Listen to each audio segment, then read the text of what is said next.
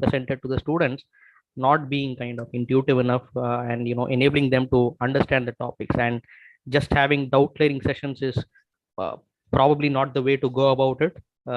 If that is the only solution, I mean, if that is the only course correction, as I mentioned, I think the point is being missed. So if you can let me know what are the, I mean, let us, in fact, I mean, I'm just being a medium here. I mean, that's the voice of, over hundreds of people who have given the feedback. So if you can let the students know as to, what are being thought of as points for course correction for this term, as well as the terms that are, going to come. So yeah, we got your feedback. So yeah, one thing is that, see, the lectures we cannot make the changes now. Okay, that thing I want to be like pretty open about it. Okay, because we have like very little time, and we need to be. It's not just with us, so we need to be having the professor's time as well. Okay, but so the only way in which we can help is through these live sessions. Okay, by giving out this handwritten notes and like through these explanations, and like we can only help you apart from the video lectures. Okay, so we cannot help you. We cannot change the lectures suddenly, so that we can make like more intuitive or like in a better way. Okay, that thing. And so what I will suggest is, let's not have this discussion for this, because there is like little we can do about it. We are taking your feedback, and then like we are doing all we can. Okay, and let's try to go ahead with it. Okay, so yeah, the lectures cannot be changed, but apart from that, what we will be doing is we'll be conducting these live sessions, doubt clearing sessions, or like concept recap, and all, and we can give out this handwritten notes. Okay, that could be helpful for you for preparing for quizzes and others. Okay. Well, I got the point. Okay, I mean, maybe the lectures are, not in a position to be revamped right now, because I mean, it must be understood that this feedback kind of a thing is not only applicable for this course. We have had this kind of, huge uproar for even sessions, I mean, lectures related to Maths 2, which was a course in term 2. Now we are in term 4, and we had got the same feedback saying that, the lectures cannot be revamped right now. But unfortunately, even after 2 terms later, with the connections that I have with the other people who are, still going through Maths 2 and all those things, the future batch of students, the lectures have not been updated. So I mean, if time is the only constant, then probably I don't feel like, that's a point, because even after 2 terms, the lectures are not being revamped.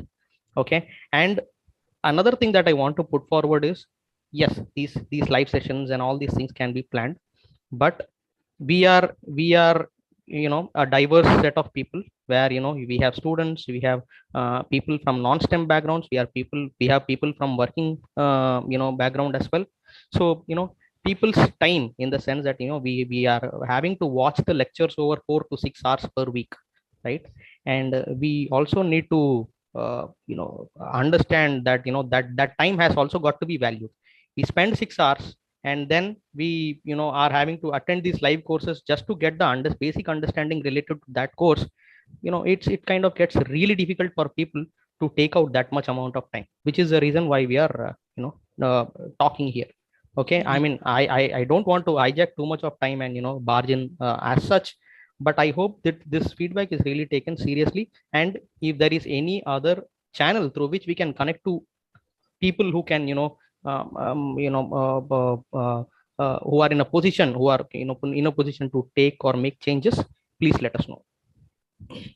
Yeah. So what I'll do is, I just mentioned my mail. Okay. So any questions regarding this, since it's not just for this particular course. Okay.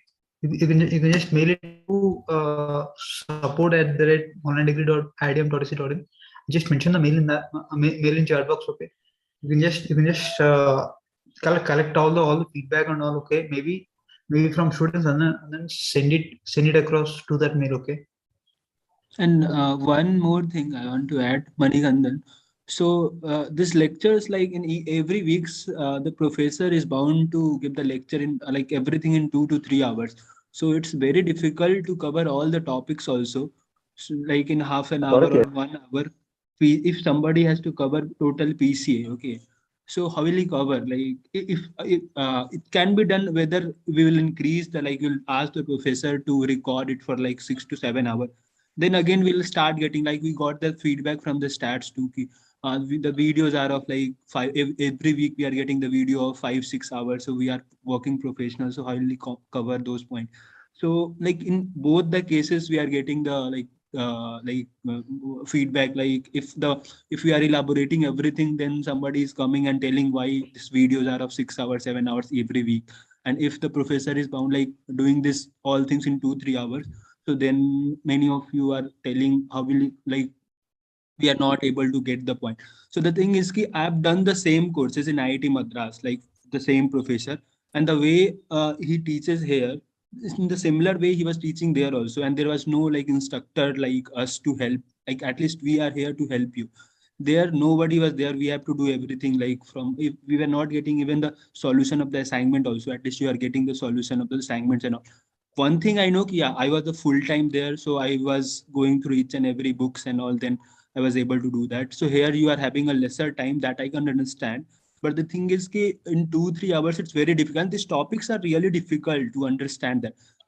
So that's why maybe you are facing the problem, and you are like that. But yeah, we'll try to, like we have like discussed about this. We are about to change the some part of the lectures, for the fourth or fifth or sixth week we are about to change for the next term, because last term we didn't got that much feedback regarding the MLF. Okay, I don't know about the maths too and all, but till now, like in the MLF course, we didn't, like you'll be interacting with the professors also, so you can raise the point there ki what all are missing, he'll record for the next term.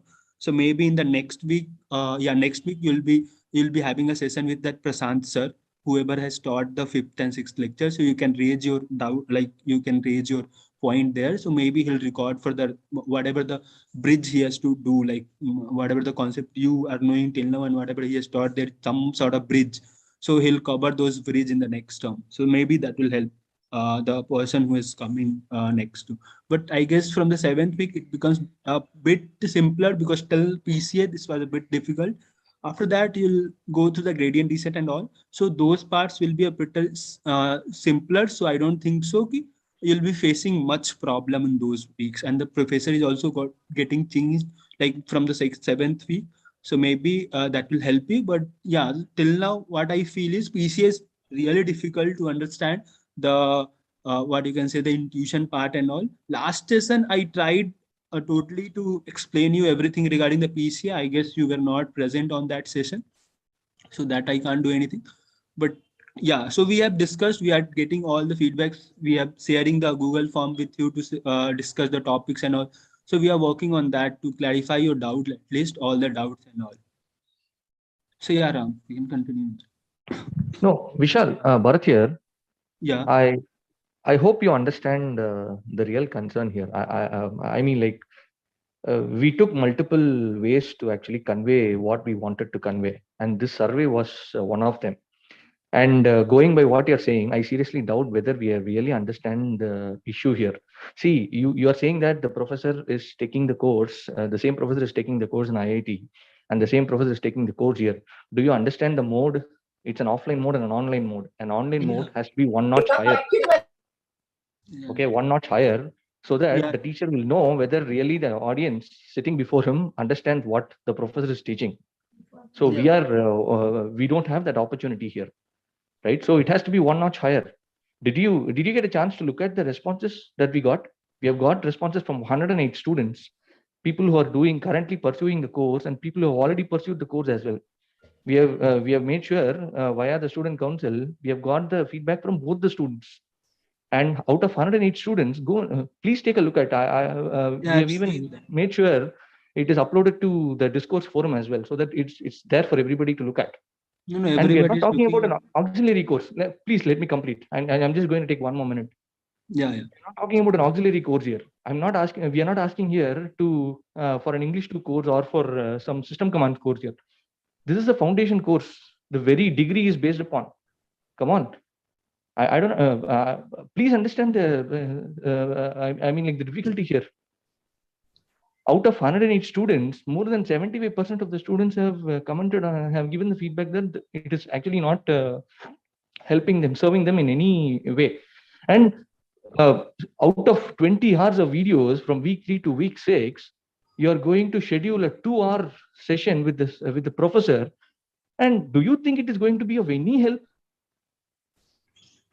Are you expecting us to ask questions from the 20 hours or 22 hours, whatever that is, in a 2-hour session? Do you think that will be fruitful to any of us? My honest opinion, at least, it is not going to be fruitful to me in any ways. 2-hour session, and I don't know how many people are going to join, and everybody will have their own questions. Yeah, and but all the 20-hour session, you won't be wait a second. I'm still not complete. I think I have some more 15 seconds left. Okay, you can continue. And do you think that session is going to be any fruitful? And is this what is this how you're going to tackle the problem with the kind of survey that you have got? And mind you, my friend, this is not the only course. Max 2 is, I mean, like, we raised that issue in Max 2. And even for tools for data science, this is the same issue. We have got the same issue, and a survey is going out. And MLT, MLP, for everything, this issue is cropping up now. And I'm seriously worried about the course that I've joined. And I've not joined a course somewhere else. I've joined with IITM. Is this the kind of standard that we are expecting from IITM? I'm seriously surprised. I've already stopped suggesting it to my friends who are actually asking about how's the course and all that. The kind of feedback that we got with Max 2, you know what happened with Max 2? We did not have any issues with the topics. We had issues with the quality of the videos that was given to us. You know what happened with Max 2? They moved the topics to Max 1. That is not the kind of solution that we were expecting. And we are afraid the same will happen for MLF as well. Hearing by what you're saying, I think the same will happen with MLF. Please understand, it is not the topic. It is a kind of delivery. It is the kind of way that it was taught to us. And with this foundation, if we are going to go ahead deep into the course, I seriously doubt. I don't have any motivation. And I did a big mistake in taking 3 courses. I did a big mistake understanding the orientation, the kind of suggestion that was given. 20 hours is enough. You need to put 20 hours. No, 20 hours is not the case. We have to put in 35 hours to 40 hours. And for a working professional, do you expect putting 35 hours to 40 hours for a course? Will that work out? Please understand the intensity, sir. So what you are telling, you are contradicting your own point. You are telling if you are putting the videos for the 20 hours, you'll be able to see. But the thing is, if you are putting the lectures for 40 hours, you will come and you'll say that we are working professionals, we are not able No. See, the point is, if I'm able to get the juice out of IITM without going externally, please understand what I'm saying. I don't know where I'm contradicting. The same professor is, if he's teaching in the offline, would he expect, like, many a times what happens, there is a bridge, whatever I am telling you. Many of the person generally, like, many a times he thought, like, generally thinks, okay, the person will be knowing because he was teaching IITM. So many a times he understood, okay, this topics the student will be knowing. So he generally skips some of the lines. But here, like, many of the person is having those problems. He is not able to grasp that, like, faster, or you can say, and one more thing, we can't do the spoon feeding also to every student. That is also the fact, right? So we are getting the feedback from you, and I can guarantee only for the MLF, right? I can't guarantee for the maths 2 and all. We have shared the mail ID with you also. You can mail there the support IITM, and everybody support. Seeing that. See, what I'm telling you, everybody Mr. Vishal, support is the last resort that we wanted to take, because we did not get the kind of response that we wanted to get via support. What we can do, we have started live session. We can maximize, like, we can put it every day also. So, but the thing is, you will not come every day. Live support. Time, I guess you didn't. So that's the reason to use these kind of forums. Hi, Bharat. Just can you do this discussion after, like, toward the end of this session? Because I think because just think from all people's perspective. Because if we will start this discussion at this time, I'm not sure, like, how much time it will take, and we won't be able to cover the materials. Fine, go ahead. Sorry, I'm not hijacking the course. I just wanted to make sure the the feedback is going to the right forum and right scheduling. No, it's going. We are discussing on that. We are working on that. We have started. And like to be honest, Bharat, we are also seeing what are the things are going on, and the thing is like since it looks you are doing some jobs, so you be knowing that how difficult through a system just to change edit something, it is difficult, and there a lot of agreement is goes behind the scene, like sir has to, you have to tell to inform it to the sir will take something in some other way, something like that. So I would request, can we discuss it like at the end of the session, this session? Jimmy sir, I totally agree with you. We should not be wasting time for these sessions on this, but the matter has got worse since the last time you reassured us. I completely agree. We are also seeing the discussion forum, like live sessions, whatever you have guys are seeing. Sir, I have taken 3 calls today from my house members, Maths 2, one of them, 2 of them for MLF. And I've realized that the instructors, you are taking the burden just like our instructors in Math 1, Maths 2 and Stats took the burden of the lectures.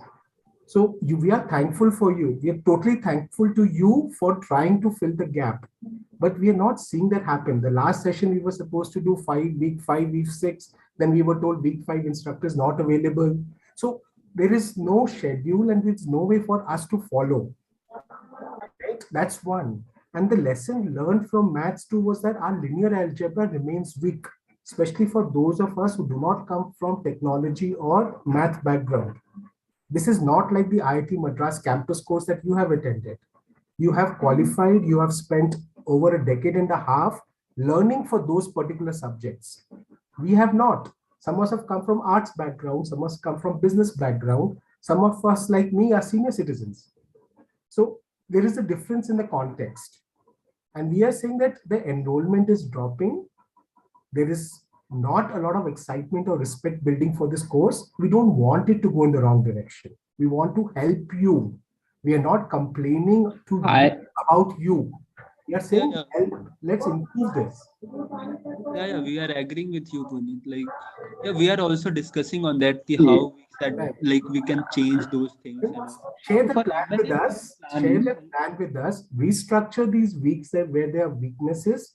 We are having problem understanding certain concepts of week 5 and 6. Restructure week 5. Let's do it again. Let's repeat it before it becomes a handicap for us for the rest of the course. Yeah, correct. Right. So please share that plan with us. We would love to work with you to improve it. We want to learn. We don't want to complain. Lectures part, we can't change this time. That is for sure. And what we are planning, whatever we have discussed till now, if we have to change, we have to exclude some of the part and include the other part. That will fair enough. And then have a meeting with us apart from the live session. Call JK sir, call your team. We will also attend it from our side. We don't have to do it in this session. We can have it apart from this session, but that meeting was never conducted. We were told generally the meeting happens after the course. Sorry to interrupt. Can we start the session? That would be better because Jimmy sir, are you ignoring us? Are you telling us not to speak up or not to have a timetable to fulfill? We also have a timetable. Please start the session, sir. What I want. It's very discussing words from Puneet and Bharat. Please start the session. We are waiting from there are two people, and whatever Puneet you are saying, believe me, I am totally agree with your point. Whatever you guys are saying, but we are willing. You tell us after this meeting we can meet. Yes. Okay, so what we can do? Yeah. Okay, after this meeting is from 2 to 4. Okay, one second. Then 2 to 4, and then I'll stop the streaming and we can discuss that. Okay, at 4. We will plan whatever you guys are saying. Yeah. Okay, let's start. So we'll discuss the topics now, and from 4, I will ask the team to stop the streaming. Okay, and then we can discuss. Okay. Please start the session, sir. Yeah. Okay. Hello, sir. Sir, is there something planned, or I can ask some questions? Yeah. So today we'll discuss in the Google Sheet whatever we have got. You told some of the topics that we'll discuss. First, we'll complete the week 5 that solve with instructor part. Okay, so that you will be, many of you were asking about the SVD and all. So you just try to solve some of the questions that Ram will explain here. And then after 30 to 35 minutes, we'll go through the topics, whatever you've told, like whatever we have got in the Google Sheet. Many of the people were having difficulty in eigenvector and eigen values. Then we'll discuss some of the basic concept of the diagonalization and then PCA. So that we'll discuss, and then we'll go through some of the questions, like 2-3 questions that will help you in solving the problem. Okay, so first we'll go through the week 5, whatever was left, and then with the topics, whatever you have kept in the Google form, whatever we have shared, and then I'll go through the week 6 content. Is that fine? Now you're clear with the however we are going, right? Yes, sir. So I have some problem in the eigenvector in complex matrix. Yeah. So after this, cover today? Yeah, we'll take that after 30 to 35 minutes. We'll take that. First, the Ram will take the week solve with instructor for week 5. And then after 35 minutes, I'll discuss eigenvalue, eigenvector, and whatever you doubt, like whatever we have got that from the Google form. Is that fine? Yes, sir. Yes. Okay. Yeah, Ram, you can continue. Okay. So, yeah. So let us go ahead with the week 5 solve with us. Okay. I'll share my screen. Okay, so give me a second.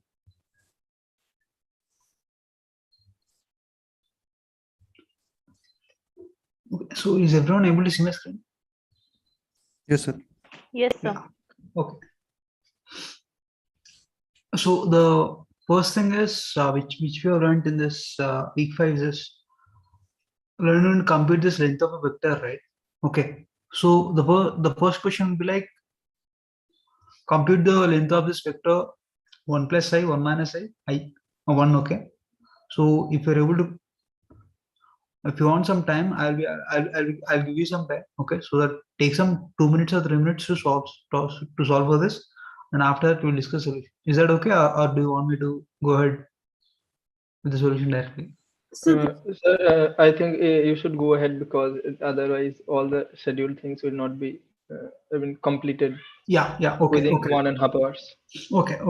So what I'll do is for computing this length of a vector, right? This is like a dot product which we do for the normal vector. Okay, but here what we do is we do the conjugate transpose and then multiply that with the same vector. Okay, then we'll be able to find this length of a vector, right? So to find the conjugate, what we do is when we multiply this conjugate with the other one, we get this modulus of u1, like each complex number in the vector. Okay, you'll be finding the modulus of it, and then we'll be adding that with the other vectors. Okay, so that's what happens. So initially we'll be finding the modulus of this 1 plus I, which will be equals to this 1 square plus 1 square, which is equals to 2, and next we'll be finding this modulus of this 1 minus I, again that will be equals to 2. Okay, since it is again 1 square plus I square is, it's the same thing. Okay, and after that the modulus of 1 is nothing but 1. Okay, so that's why the length of the vector, this complex vector u will be equals to square root of 2 plus 2 plus 1. Okay, which is equals to 2.23. All right, so the first part is clear. The length of vector. Hello. Yes, sir, it is. Yes, sir. Yes, sir.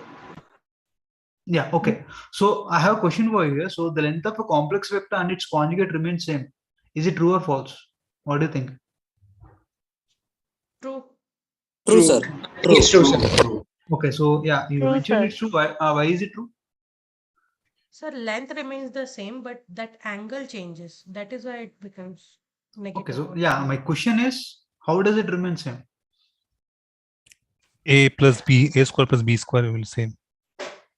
Yeah. Okay. So yeah, what you said is like kind of correct. Yeah. So the full explanation to what you said is, what we do is we change this 1 plus I to 1 minus I, right?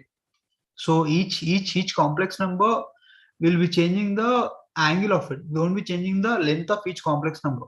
So the modulus of each complex number does not change, even though we find the conjugate. So since the modulus of each complex number does not change, the modulus of whole complex vector also does not change. Okay, since the modulus of u1 square and modulus of u1 conjugate is the same. Okay, so that's why the length of the complex vector does not change, even after you conjugate it. Okay, is it clear until now? So this you can just try it out for yourself. Okay, So Yes, sir. for you to get the intuition or like understanding behind it, okay. So one thing is that there is only up to a certain extent to which we can tell, okay, the definitions and all that we can tell. And after that, if you're going to if you go through this practice and all, you'll be getting the intuition and the understanding, and you'll be able to appreciate the course. Not the course, I would say, but at least the concepts you'll be able to appreciate well. Okay, yeah. So moving ahead, so when you multiply it by a scalar, the length of that or the modulus of that vector, it increases by that scalar, right? So what happens when we multiply the complex vector with a scalar which is also a complex number? What happens? The length of the complex vector after multiplying it with scalar is equal to the length of the scalar, okay, which is nothing but the complex number multiplied by the length of the complex vector, right? So it's going to be the same. So we just do the same. We found this 2.23, the same one, okay. It is 2.23, and the length of this scalar 4 plus 3i is nothing but 5. Square root of 4 square plus 3 square, which is nothing but 5. So the length of this complex vector u after multiplying this with scalar, it will be equals to 11.15. Okay, this part is clear. Multiplying the vector with the scalar, and then after that finding the complex. Sorry, after that finding the length of the complex vector. Is it clear? Yes, sir. Yes, sir. Okay, yeah. So that eta is complex there, right?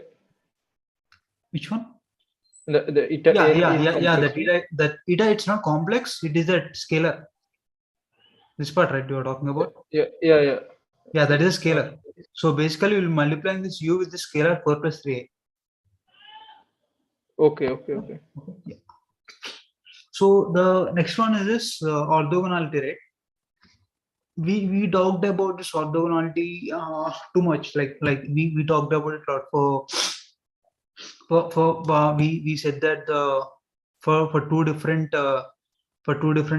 eigenvalues, their eigenvectors are orthogonal for a Hermitian matrix. Okay, likewise for the unitary matrix also. For the unitary matrix also we said the same, right? So how do we check? So the basic question, like that's like the complex one. The basic question I'm asking is, how do you check if two vectors are orthogonal? So for our particular case, how do you check this I31, I01? Okay, are they orthogonal or not? How do you check that? How do you check it? Dot product is 0. Product 0. Right. Yeah. Okay. So the dot product you're able to find it. How do you find the dot product? Conjugate transpose y. Okay. So conjugate transpose into y. Okay. So can you compute that and say that whether this is orthogonal or not? Yes, it is. It is orthogonal? Yes. No. Yes. No, it's not orthogonal. -1 +1 0. It is orthogonal. It is orthogonal. It will be I square plus 1. Yeah. It's orthogonal. Orthogonal. It's orthogonal? Yes, sir. So the transpose for this is no, sir, it is conjugate not transpose for this is -I31, right? Yes. -I31 multiplied by I01. Will it be equal to 0? Yes. It won't be equal to 0, right? It will be equal to 2. 2. Yeah. It will be equal to 2. So these two are not orthogonal. Okay. So remember, when you're multiplying I with I, it becomes I square is equal to -1. Okay. I square is not equal to 1. Okay. Remember this. One question, that x dot y and y dot x are not equal, right? X dot y and y dot x, they are the same. No, they are not the same. Yes, No, sir. they are not equal. Yes, sir. Then what should we like think about the inner product of x and y, like x dot y or y dot x, in some general case? What? So Inner if I have to find out the inner product between two vectors, so how can I relate that first x then y or first y then x? Like, Then the you answer can take the first x and then y. Okay, you can but just think the of it x like and y x can dot be y. different, right? What? But x and y, but x and y can be interchanged. Suppose in some I am solving some big problem, and within that x and y, I don't know in which sequence x and y are coming. So No, basically x dot y is equal to complement of y dot x. okay. But the dot product from both the sides are the same, no? In this case. Yes, sir, it is same. Dot Okay, so product let me just check that. Okay. So the No, sir, no. lecture said the dot products are commutative. No, they are not. Oh. Or No, in no. complex matrix. For complex, it is not. Oh, for complex it's not. Oh, okay. For it complex, is it's correct for real, but not for complex. Sir, I have a doubt. Yeah.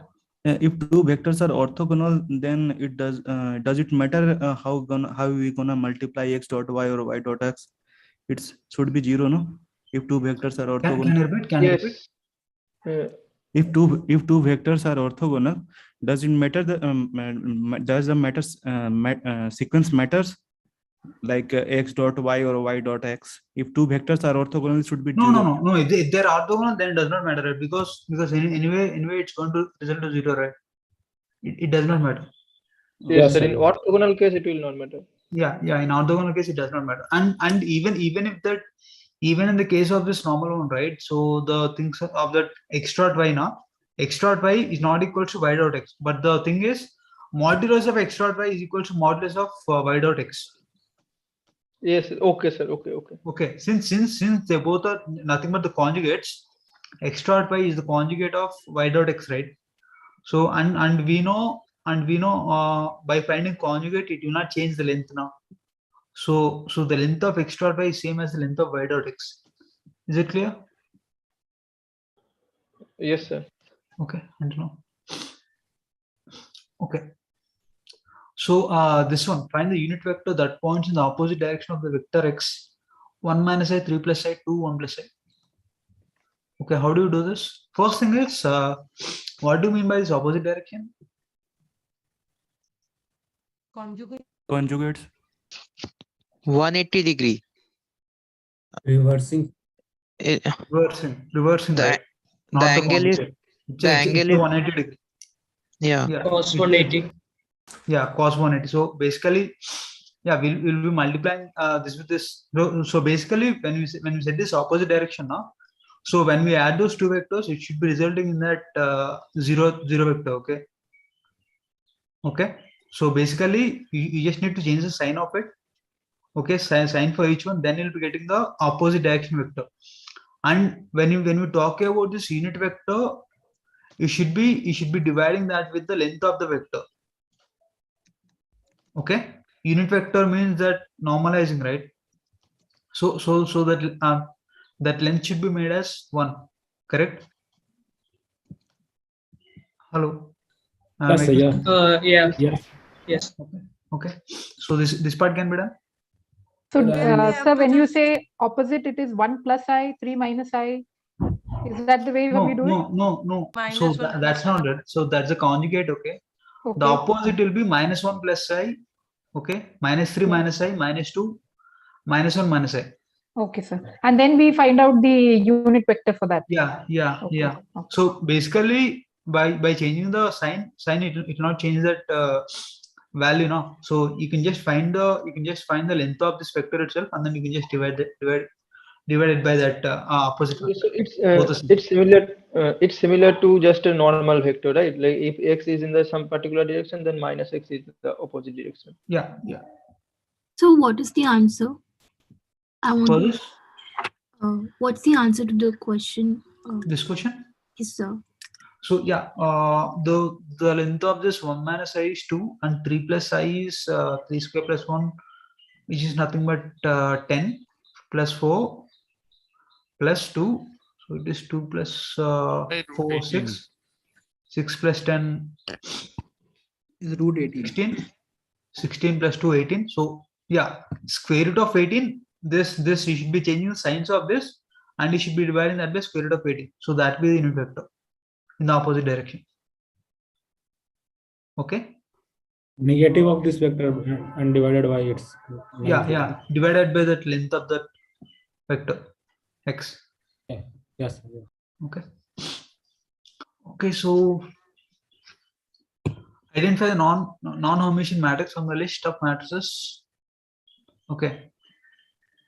So you should be identifying the non-Homogeneous matrices. How do you do that? Checking whether the complex conjugate is equal to the initial matrix. Okay, so can you tell which of these are non-Homogeneous?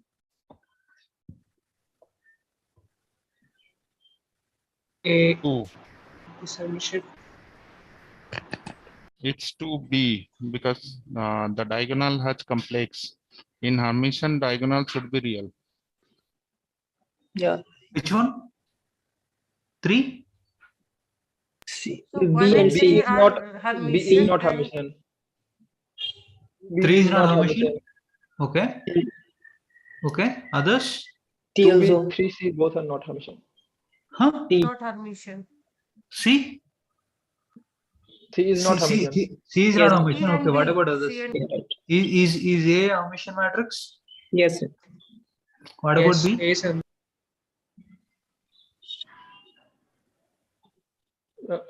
B is not Hermitian, but sir, A will be Hermitian or not? Which one? A. A, okay. A is yeah. A is Hermitian. Hermitian. Yes. What about this? C star and C star C?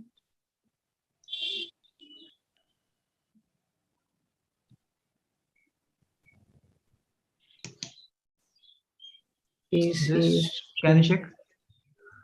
C star. Yes, sir. It is Hermitian. Fourth one is Hermitian. It's Hermitian? Yes, sir. Did you compute this Yes, C star? Yes, sir. If you take Hermitian, then it will become C and C star. No, I'm talking about, did you compute the C star of it? So C star of it will be equals to -2, 3, 1 plus 2i, and 3, right? Okay. And you should be multiplying that. Wait a minute. Did you get what I'm saying?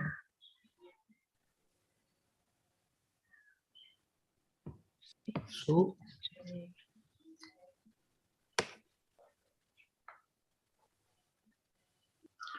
the C is -2. Let me just check it. -2, 1 minus 2i, 0, 3, right? Yes, sir. C sister is Hermitian.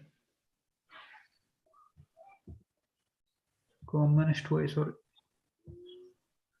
Okay, yeah, 1 minus 2i. This is C. What about C star? C star is equals to -2, 1 plus 2i, 0, 3, correct? Yes, sir. Yeah, you multiply this. What do you get?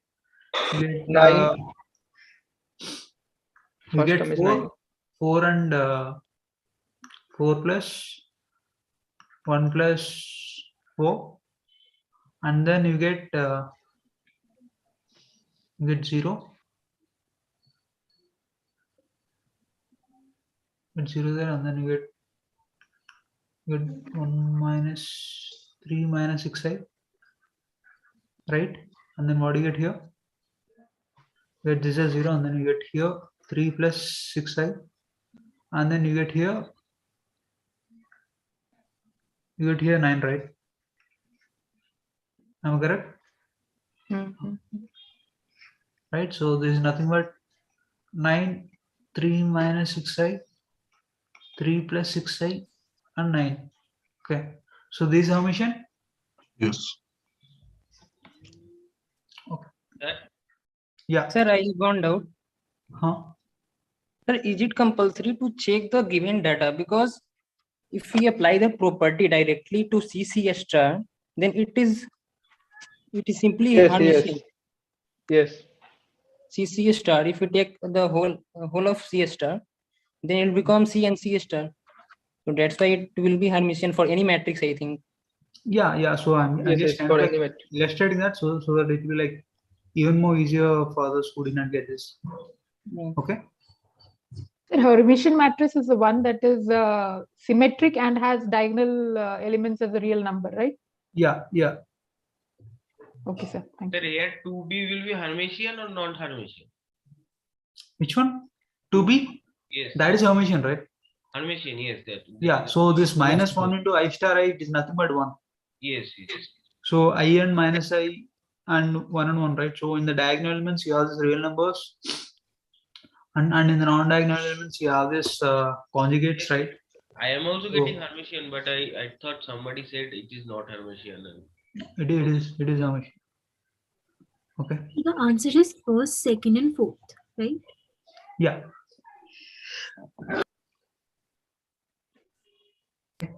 So this question, like, do you think here every diagonal matrix is Hermitian? Is it like true or false? No, sir, false. False? Yes, sir. Yes, sir, because it should be True real. for real matrix. Okay, yeah. It is like real matrix anyway it is Hermitian, okay? Sir, I mean, if we do the conjugate transpose of a real matrix, then we will get the transpose only. So it should be true, no? You're talking about this one, the first one? Yes, sir. Every diagonal matrix is Hermitian. That one you're talking about? Yes, No, sir. I am a real diagonal matrix. Yeah, real diagonal, yeah. Real diagonal, yes. Yeah, real diagonal, yes. So I have a doubt. Even if it's complex, doesn't matter because the diagonal elements do not change their positions. So it can be Hermitian. Can you repeat? So like diagonal positions do not change their position after transpose. So they stay in the same place. Then Right. But the sign of I will change. But the sign will be changed. Yeah. So, but the thing is, in those diagonal elements, the number should be real. Real, yeah. Okay. If it is not real, then it won't be. Then it won't be Hermitian matrix, right? Correct. Okay. Clear? yes, sir. So, yeah, this one. So finding the SVD for matrix. Okay. So how do you find this SVD for matrix? We looked at those steps, right? So first thing is we need to find this A transpose A. Okay. So that thing can be done, right? A transpose, and for the A transpose, we need to find the eigenvalues and then the eigenvectors. So finding the eigenvalues, it is just this. That's easy, right? So we just do the 10 minus lambda, 20, 20, and 40 minus lambda, and we find the determinant of it, and we equate it to 0. We get this. We get this quadratic equation, and then we get this lambda 1 as 50 and lambda 2 as 0. Okay. So based on this, we know this. We know the sigma. This is diagonal vector. Sorry, the diagonal matrix one, where this lambda value is nothing but it is a square root of where the diagonal elements are nothing but the square root of lambda. Here we have this lambda 1 as 50, so that's why the first value is square root of 50, and lambda 2 is 0, so that's why square root of 0 is nothing but 0. So this will be this. Okay. And for finding this, we found this eigenvalues, and from that we found this vector sigma, right? And later we need to find this vectors also, right? Eigenvectors. Okay. So the eigenvectors is you just need to do this A transpose A into that vector n minus lambda 1 I equals 0, right? So from this you get this vectors, eigenvectors 0.511. Okay. And we need to normalize this. Yeah. So what is the n? N is that vector. Null space. Null N space. is Null space of that is 0. Okay. N is null. okay. X1, X2. Okay. So we get this vectors. Okay. And we need to normalize the vectors. That is we need to make that length as 1. So the length for this is nothing but 0.5 square divided by 1 square, which is equals to 1.25. So we should be dividing this 0.5 by square root of 1.25 and 1 divided by square root of 1.25. Similarly, we do that for here. Okay. And we get this, we normalize this vectors. Okay. And then we get this Q2. Okay. And the later part, we need to have this y1 also, right? y1 values, y1 vectors and y2 vectors. Okay. From this, from the definition of y1 and y2 will be constructed in this. Okay. We just need to follow the steps. Then we'll be able to do it. Okay. So a we know, the sigma 1 and sigma 2 we'll be knowing. Okay. Since sigma 2 is 0, we will not be calculating that. Okay. So y1 is this 1 by square root of 50 into this x1 if we do, we'll be getting it. Okay. So sigma 2 is 0. Since the sigma 2 is 0, both are perpendicular. So we'll just Okay. So from that we'll be getting this y2. Okay. So I have one doubt. Like, what's this equation y2 equals 1 by this? Like, how did it come? Yeah, this one y2 equals 1 by sigma 2 into a into x2. Yes, sir. So this initially prof has assumed it to be like that, and after assuming it, he was able to construct this SVD. So it's like coming from initially assuming something and then like proving that our assumption is correct. Okay, he has done it that way. He did not say the rationale behind why this y2 was equated like this or y1 was equated like this. Okay. So it's basically the eigenvalue roots, right? Sigma 1 and sigma 2. Yeah, the sigma 1 and sigma 2 are the eigenvalues root, correct. But why we have assumed this y1 as 1 by sigma 1 into a star x1 and y2 as 1 by sigma 2 a star x2, that the rationale behind is not like exactly clear. Okay. Hello, sir. Yeah. So the for finding out the singular value, so we should take A transpose A or A transpose. What we should because sometimes if it is not square matrix, then different number of eigenvalues will be there. Yeah, so you have to do that if you are doing A transpose A, okay, you will get to a square matrix, right? So what we generally do in SVD, we have to get U and V, right? U should be a different, like vector V should be a different. Okay, so U and V generally comes from that A transpose A and A. If you are doing that A into A transpose, okay, so you'll get one vector, and if you are doing A transpose A, you'll get another vector. So by using that equation only, we are getting this, right? From the starting, maybe in the proof you'd have known how we are getting this equation. Are you getting my point? Yes, sir, I'm getting, but in some assignment question, it was there like some matrix was given and we have to find out. Machine learning session, right? What? We have to find out. Can you tell me one by one? Is this machine learning session, right? Yes. Yeah. Okay. I just want to confirm. Then in that question, the roots we have to find out. Then I was tried A transpose A, but both will be having the same value. With A transpose A or A transpose A, like A into A transpose or A transpose A, both will be having the same eigenvalue, right? But sir, suppose A is 4x3 matrix. Then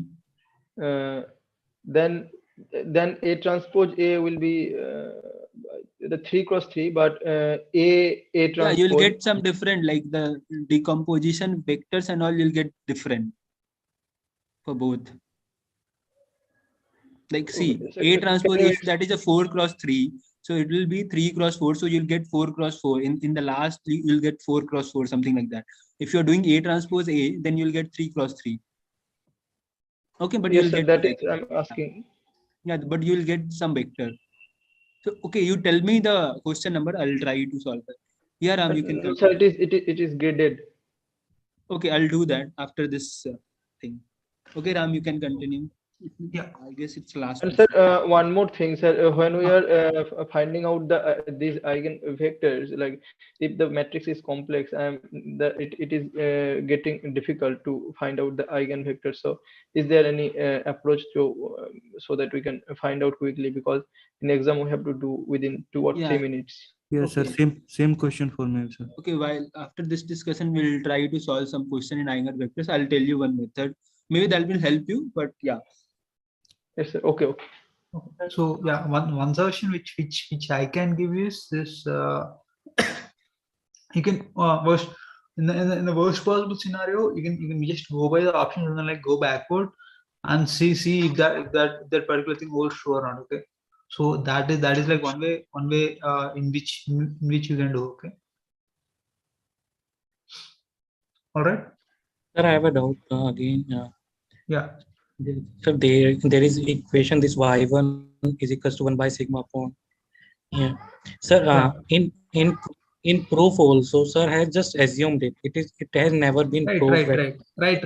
So yeah, I just talked about. So sir has assumed it, but by assuming it, sir was able to prove that this thing holds true. So it's like by assuming something and then like showing that particular thing holds true. The rationale behind that it was not exactly clear, but by assuming it, we were able to arrive at what we want, right? So we were able to show that there exists a But we were able to there, do this for any vector. there should be some intuition, sir. How can we assume something and then like we can prove anything? So see, I'm not saying that even professor he has an intuition. So maybe that could be the rationale or reason behind it. It could be too complex. That's why sir has just let us know that okay, assume it and then like move forward. Okay. All right. Excuse me, sir. Yeah. I just wanted to know that the sigma values, the sigma 1, sigma 2, the value that comes in the singular value decompositions, those singular values are considered to be positive. They cannot be zero. Those that are zero, they are not considered as the singular values. They come at the end of the diagonal. Isn't it so? See the lambda values. Yeah, they come at the end, correct? So that's why we represent this D000, right? Yeah. So here the square root of 50 that will be considered as sigma 1, and that is the only singular value here. The other value 0, we will not consider it as sigma 2 because it is 0, and sigma values have to be positive. Yeah. Okay, I wanted to know that only. Thank you. Yeah. So also, sir, when we are arranging that vector of sigma values, that matrix of sigma, the lambda values, we have to always go in decreasing order. Something like that is there, right? Just to confirm. Does the order matter actually? So yeah, I think the order should be matching along with the vectors, along with the vectors. So let's say we have this vector square root of 50, right? So for that 50. For that 50, we'll be having this vector, right? So according to that, we should be having. I don't think it should be according to this to the descending order as such. Okay. Okay, sir. Okay. So there's no particular order. If we are taking Sir, I have a doubt. Sir, since sigma 2 value is 0, how are we finding y2? Can you explain once again? That is just we are shifting the vector to 90 degree. Yeah, since these two are like. Which vector we are shifting? Y1. Yeah, y1. We are shifting y1 to 90 degree to find y2. Yeah, because both are perpendicular, right? And okay, and so for like how are we shifting? What is the method? How we are shifting? Like how we are finding y2 from y1. This I want to know because sigma 2 is. Okay. I think their orthogonal set dot product should be 0. Yeah, yeah. So Ram, can you go down? Okay.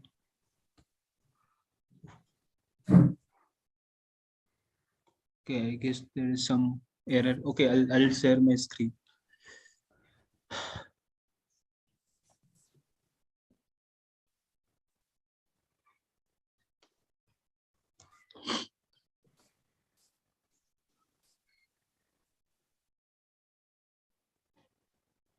So are you able to see my display?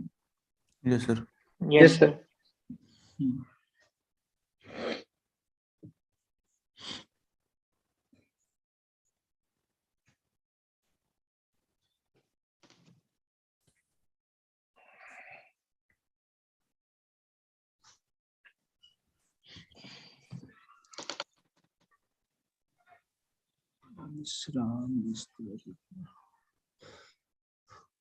Okay. So one thing is that one person asked me regarding that, where is that slide? Wait, I'll share that.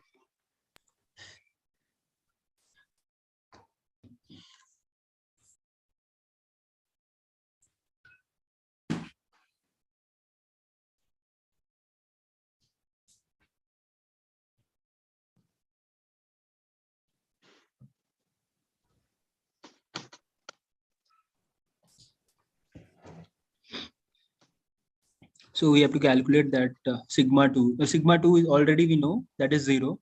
Okay. So the geometrical meaning of this is what? So y1 and y2 should be equals like the dot product of y1 and y2 would be 0, right? Yes, sir. So normally if some vector is there, where is that?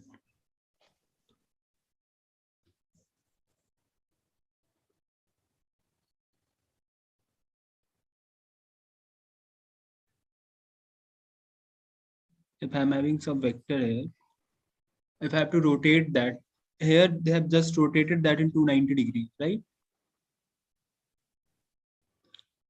Yes, sir. So I guess that is how he has calculated y2. Okay, sir, got it. Excuse me, sir. Yeah. But all the vectors in the matrices that come in the SVD, the column vectors are anyway orthogonal, even for a non-zero, even for positive singular values, even for positive values of sigma. Still, they are orthogonal. So how does this distinguish that fact? What can you repeat? Okay, you are telling the orthogonal vector are Yeah, the perpendicular. vectors y1, y2 are anyway orthogonal, whether sigma 1, sigma 2 are any one of them are 0 or both of them are non-zero. Anyway, they will be orthogonal only because it is a orthogonal matrix. Actually, they will be orthonormal. Yeah, they are orthonormal, right? Yeah, so sigma 2 equals to 0. How does that how is that special here? Because I think sigmas cannot be 0. Sigmas have to be positive, and those that are zeros, they cannot be considered as sigmas. That's why we are dividing by sigma. Sigmas can be 0. Sigma can be 0 here. No, sir, that we will not take as sigma. Like in the videos also, it was sigma 1 to sigma r, and after that all the values were 0. They were not given as sigma r plus 1, sigma r plus 2. They were given as 0 itself. Okay, that was the case if you are having. You can assume that, okay, you can assume that sigma are the others, right? They're both the same. See, what we've done is, what Sora has assumed is, they're like our non-zero lambda values, okay? For that, he has computed sigma, and remaining he has put it as 0, right, by default, just to make that matrix to be n by n, right? Yes, sir. So Yes, sir. he has done that, right? So the same you can assume here, okay? So it does not matter whether you assume that sigma 2, whether you consider that as sigma 2 or not, okay? the main important thing that needs to be taken care is that sigma matrix, right? That Yes. sigma on 0, the other one. Okay, if that you are represented in the correct form, then that is all right. Okay, and the other question, which one student has asked now. So it does not matter. It does not matter whether that y2 is non-zero vector or not, because by default any two vectors are orthogonal. Yes, that is true. Yes, that is true. And the thing is, while we are representing that matrix, right? So that y1 transpose y1 transpose sigma into that one. Okay, that x1. Okay, there that y1 that y2 it cannot be represented as 0 0. Okay, that y2 it cannot be represented as 0 0. So that is why what we had done is we took the property of that y1 is perpendicular to y2, and then we calculated for this values of the vector y2. Okay, by assuming that they are non-zero. Okay, that non-zero is important there. Okay, the sigma can be the sigma or lambda values can be 0, but this y vector it cannot be non-zero. Okay, all the values of the y vector it cannot be 0. Okay, Okay, so after all the positive sigmas, for all the positive sigmas, we have found all the orthogonal vectors, and then the 0 sigma values remain. So for those 0 sigma values, we take any of the remaining orthogonal vectors that we can find, right? Yeah, like there we might be having some.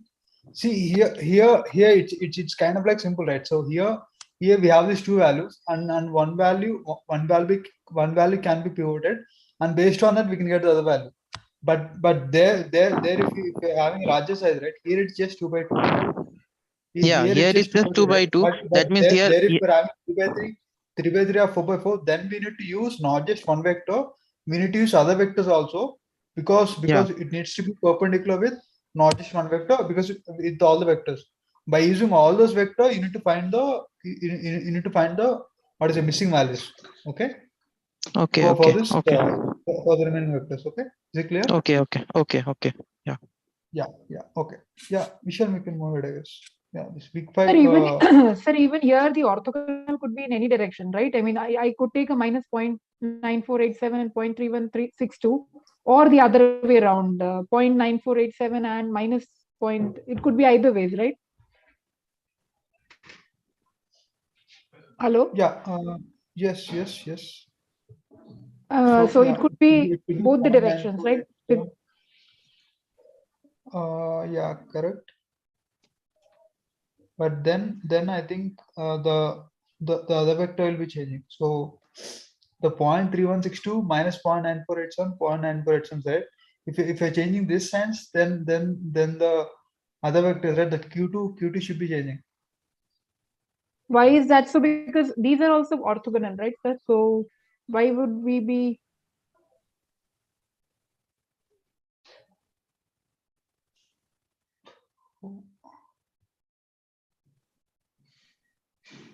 Right.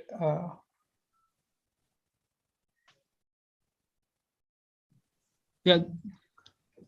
So can I do one thing? Like I just look it up, and then like I'll answer this. Okay, please post this in the discourse.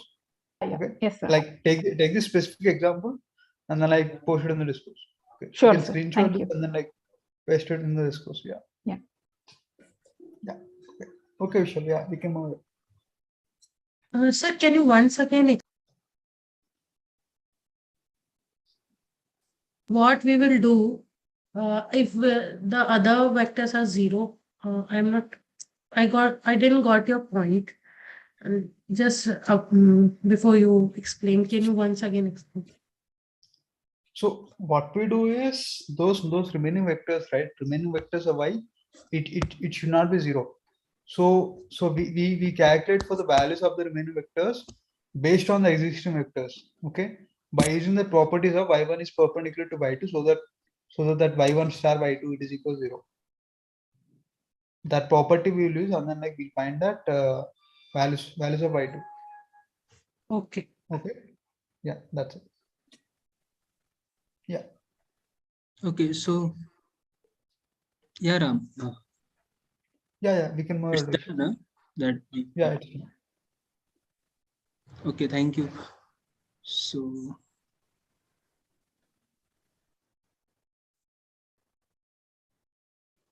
Sir, if you could explain the purpose of SVDs in real world applications, I mean, that would be helpful as to why we do SVDs. Okay.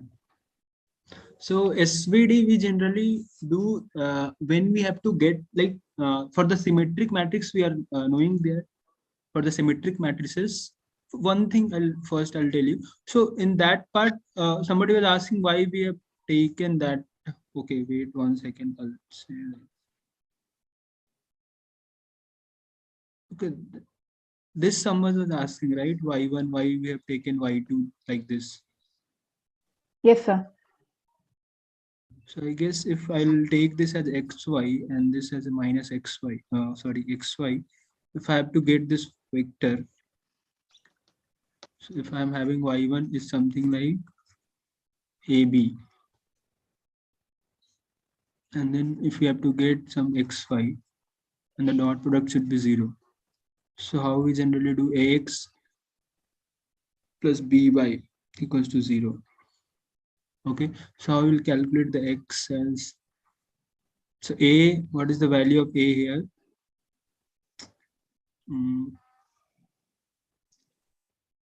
Where is that PDF? Okay, so a is 0.31 and b is 0.94. 0.31 x plus 0.9y.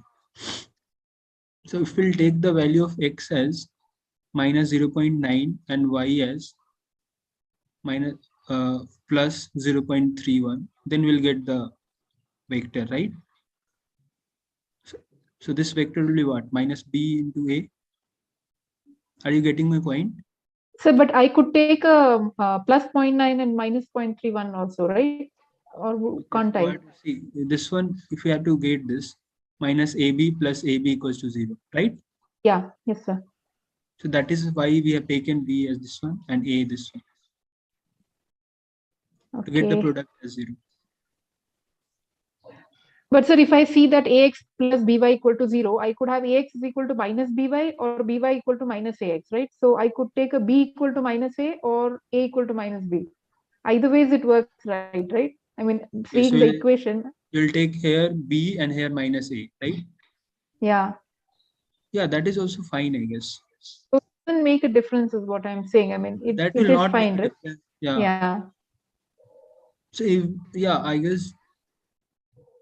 Yeah, you only asked in the on the discourse, I guess. The answer you were getting is same, right? In the end. No, that was for the Q2, sir. I mean, if I remember correctly, that was for the eigenvectors. But this in this Y1 also, it is making a difference. I mean, I observed it just now when this example was placed. Okay, this example because sigma 2 was 0. Okay, that's yeah. why. Right. Sir, SVD will remain same, but Q1 and Q2 will always change in that scenario. Yeah, Q1 and Q2 will change. Yeah. So in exams, if we are if we are given such questions and there are options, in such a case, we may have different answers, right? Or I mean, how would the questions But I don't be think given? so. There will be option. So we will check in those cases, right? So the option won't coincide. Like both the option will not be present there. Okay, sir. If both the options are present, then MSQ. What? Yeah. Okay, sir. If A transpose A and A into A transpose both have same eigenvectors, sir. Yeah. Okay. See, for example, I'm telling if AB and BA both will have same eigenvector, right? Yes, sir. Okay. And their eigenvalues are same. Why not? Sorry, not eigenvector. I'm telling eigenvalue. By mistake, I wrote eigenvalue. Sir, A transpose A gives Q2 and A transpose gives Q1 actually. Yeah. No, I'm just telling about the eigenvalues. So eigenvalues Yes, will sir, be yes, same. okay. So eigenvectors will be different. Yeah, eigenvector will always be different. Okay, so in SVD, yeah, if we are having some vector, okay, And if we have to decompose that, if we are for the symmetric matrix, we were able to do. And for the symmetric matrix, how we got that? So we got the intuition from here. So if I'm having some A vector, okay, and if we are having some B vector, and if we are able to do this both are similar, A and B. Similar, A and B are similar matrices, right? Yes, both sir. will be having the same eigenvector, eigenvalue. Okay. Yes, This sir. you are getting the point. Yeah, If we yes, sir. find some M matrix, so we'll be having like a. So and here you can do that if we are having a M as a B, right? So B inverse of B into A, B of B inverse will be equal. So A equals to 0. A equals to A, right? So A and B are similar. A and B are similar means A and B will be having similar vector, eigenvalue, same eigenvalue, right? Sir, I have one more doubt inside it. Since initially we are taking a rectangular matrix, let's say 3 by 4. Okay. So when we find A transpose A and this is for the square matrix, I'm telling you. No. But initially when we are doing SVD, the outcome is that if we take any rectangular matrix, that also it will hold, right? So if we are taking some rectangular matrix A, but A transpose A will be always a square, right? And we are calculating eigenvalues for A transpose A, right? Similarly, yeah, but their dimensions are different. Yeah, the dimension will be different for A transpose A and A transpose. So it implies that maybe like for one matrices we have, like, let's say we have 4 by 3 matrices, and for one A transpose A, let's say we have four eigenvalues, and for A transpose we have 3 eigenvalues. So how this will the gap of one eigenvalues will be justified? Yes, the same problem I actually faced. Okay. Sir. Yeah. I think A transpose A and A transpose both will have the same eigenvalues, and the remaining values will all be 0. Means they will have all the same. No, it's not the case. Okay, wait, I'll try to solve one problem. Okay, but just now, does anybody has any problem regarding like any matrices from where we can calculate? Question number 5 and 6. 5 and 6 of week 5. Yes, sir. Sir, are you going to discuss week 6 also? Yeah, we'll discuss that. So, okay. So can I any mean like change extend the deadline for week 6 assignment, like that is not in our hand. Like you can ask the like which question we can discuss the. I will tell you the graded also how to do that so that you can solve it in a like today itself. When is the deadline for that? Tomorrow night. Tomorrow night. Okay, so you tell me the 5th you have already done, right? 6th is left for you. No. Yes. 5th also tomorrow. 5th also tomorrow, 6th also tomorrow. Sir. Just asking, you're having the like not completed 6th week, right? Sir, for me, 5th has half done and 6th is not started yet. Okay. So I'll just go through the questions one by one. Can we increase the deadline since if it is today tomorrow for week 6? If for week 6 if it is tomorrow, then can we increase Please that? extend 3 days more, sir, for week 6. How can we increase, like we have to tell JK regarding that, right? Sorry, if you will recommend, then there might be chances that it will increase. Yeah, we can just request them, but I don't know, again they have to do it for all the courses, not just for one courses. So that will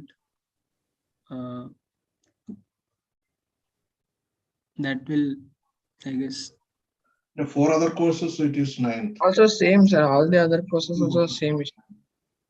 For all the other courses, it's 9th of February. Yeah. For For all other courses, it is on 9th. Yeah. BDM, it is 9th. No, in DVMS it is tomorrow. Oh, so BDM it is tomorrow. Also, sir, in PDSA, the programming assignments deadline is extended. Yeah. Yeah. Moreover, I think it's more because right now the marks in the graded assignment is also contributing to the final score. So it becomes important. Earlier, it used to be used only for eligibility. So even if you missed one, it was okay. Whereas now it Oh, is is it contributing to the final score? How much It is is. it contributing? It's about 15%. Like top 8 weeks or No, Top 10%. 10%. 10%. 7 weeks. 7 weeks, I think. 7 best scores, yes. Yeah. Oh, okay. And also, so we don't want to hurry up on those concepts because it will be difficult to come back and check again all those. That's why. It is the deadline for all the topics, all the subject would be same, I guess. If that is 9th, then Yes, sir. It's same. Only the programming assignments are extended to Wednesday. Yeah. So for the programming assignment, okay, that will be in Python or PD, yes, I guess. So can I ask one doubt? Yeah. So okay, I'll start like okay, Jimmy, will you discuss that? Eigenvalue, eigenvector and all. I think most of the people knows it already. So nobody's having problem in calculating eigenvalue and eigenvector, right? I think in the last session someone was saying she had problem in calculating Hello, sir. Yeah. Sir, why don't you do a quick recap? Spend 5 minutes on the recap. That way everybody will be clear. Okay, that can be done. Sir, for concepts in the eigenvalues and eigenvectors it's okay, but when it is 3x3 matrix and in complex, then it is taking more time. So one thing we can you can do for the 3x3, just try to make everything lower than this diagonal as 0. Like first do this 0, then do this one 0 and this one 0. So whatever the diagonal thing you'll be having will be the eigenvector, eigenvalue. Are you getting my point? Like for example, if you have changed that into upper triangular matrix, means like everything below that diagonal is 0, right? So you can directly say this is an eigenvector, eigenvalue, by using Gauss elimination, right? I don't know the name, but yeah, one method is this one, and one is that if you are having question in the optional form lambda 1 lambda 2, then you must be knowing about this, like too important, like lambda 1 plus lambda 2 plus lambda 3 would be the summation of that diagonal thing, and then product would be the determinant, right? So one thing you can do, if you are having some options, if the question is in option form, you can do this one, right? Okay. Can you solve with an example? It would be more beneficial. Okay. So Jimmy, do you have any? Yeah. Okay. Just share this. You are sharing screen now, Vishal. Okay, I'll stop this one. Hello. Yeah, hello. Also, if we take any matrix, whether rectangular or square matrix, and we multiply that with a diagonal matrix on the right side, then what happens to the matrix geometrically? Does it stretch, rotate, or like what happens? Yeah, it generally stretch and rotate also. Both the things generally happens. Like matrices are what? Matrices are simple like vector. You can simple like if you are having matrices having column 0, 1, right? So that is what in 2D you are just representing it as a 0, 1 means 0, 1 means what? Like that is on the y-axis, right? Yes. And if you are multiplying some scalar product there, so that is getting stretched. And if you are doing like if you're multiplying, that matrix multiplication is simply the stretching and rotation of the matrices on the what you consider the 2D or 3D dimension, right? In the space, you can say. So simply the multiplication of matrices are generally the stretching and the moving, like you can say the changing of the angle of those vector. Like for example, if I'm doing A, B plus B, C, so if I'm adding also, the final vector is getting changed in the dimensional, right? Or in the space. Multiply diagonal matrix first, and then we put matrix in multiplication, change the sequence. Then also, what?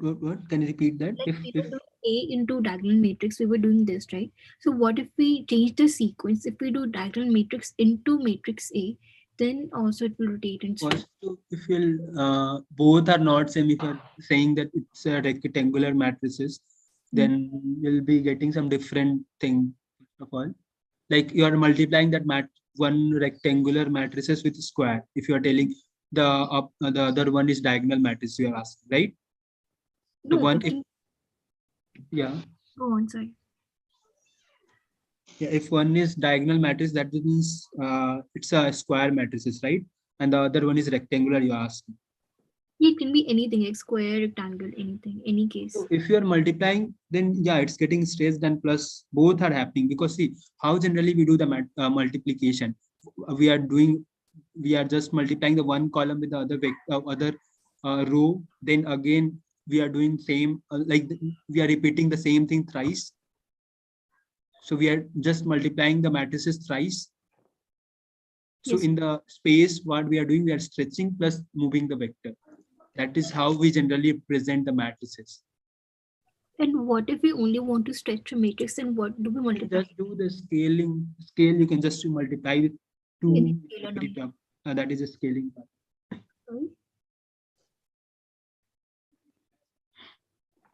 Yeah. Yeah, hello. So if we just want to stretch it, then we just multiply with any scalar matrix. Yeah. And like if for example, we rotate and stretch, then multiply with a diagonal matrix. Yeah. Okay. Yeah, so as you were saying, like what it does, like if you will multiply with any scalar value, it may be stretched or shrunk or reversed, or it may be also the case like it left unchanged, something like that. So, if you multiply any vector with some scalar number, okay, and if you multiply with a matrix, then the transformation happens. Like in the last lesson also, we show you, like earlier the scattered point was something like this one. There was, yeah. So how PCA does this? Like it is just transforming it, no. If you will see behind this PCA algorithm, like the mathematics part, so what it is doing, like it is just simply transforming by multiplying a matrix. Okay. Multiply with a diagonal matrix, right? Yeah. So something like that. Yeah. So I can talk. The eigenvectors corresponding to different eigenvalues, they are only independent, or they are like the dot product is 0 also. So sorry, just can you say again? The eigenvectors corresponding to different eigenvalues, are they only? I mean, are they orthogonal to each other? No, it's not always. It won't be there, no. Okay, so no, for the Hermitian matrices. Yeah, for Hermitian. Yeah, for Hermitian, it's orthogonal. Okay, so in that case, for do it quickly, we can just multiply the vectors, and if they are 0, then Okay, that option if you have to get the answered. eigenvector, other eigenvector, you can just do. Because you already know about the first one vectors, you can get the other vector, right? This is what you are asking. No, yes, similar like that. If eigenvectors is the question, then from the options, I will multiply two eigenvectors. Yeah. And if for it the is... Hermitian, you can do that. Okay.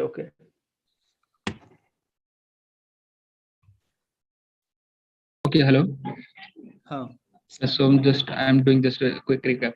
If you have to just remember 3 points, no, these 3 points are enough to remember about the eigenvalue and eigenvector.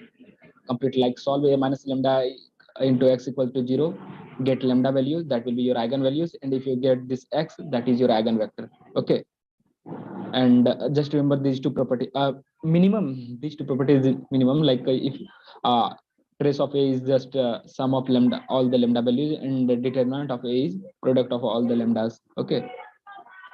So if you want, yes, sir. These using these 3 points, I have solved so many problems, and in the real case that won't make any create any problem for me. I'm very much familiar with the these 3 options, and I have practiced different kinds of problems from other sources also. But when it comes to complex matrix, I'm getting it difficult. yes, obviously, like there. And for sir, if it is 2 cross 2 matrix, it is no problem. Like x x and y in two different side of equal to, and I take the denominator, and it's easy to calculate. But for 3 cross 3, it is getting very difficult.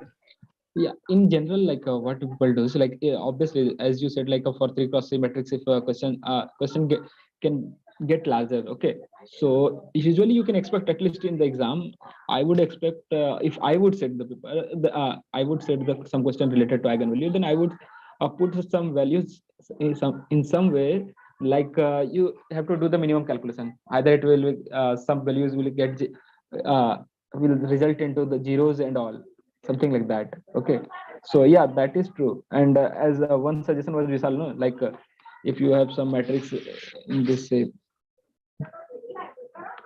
actually I have to try to make it triangular. Yeah, that you can do, or anything, whatever. That's why it's like just an operation based on the data is only. You have to think like how you can reduce your calculation by improving the matrix, something like that.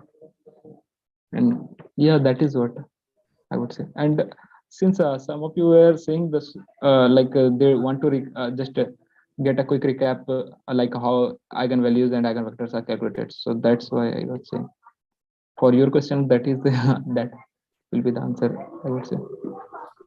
The slides available on the shared link. I sent that for the community. Did you got this or not? I've told them to upload like week 5, week 6 practice assignment also, and this this also we have told to upload. Okay, we'll talk on that with them.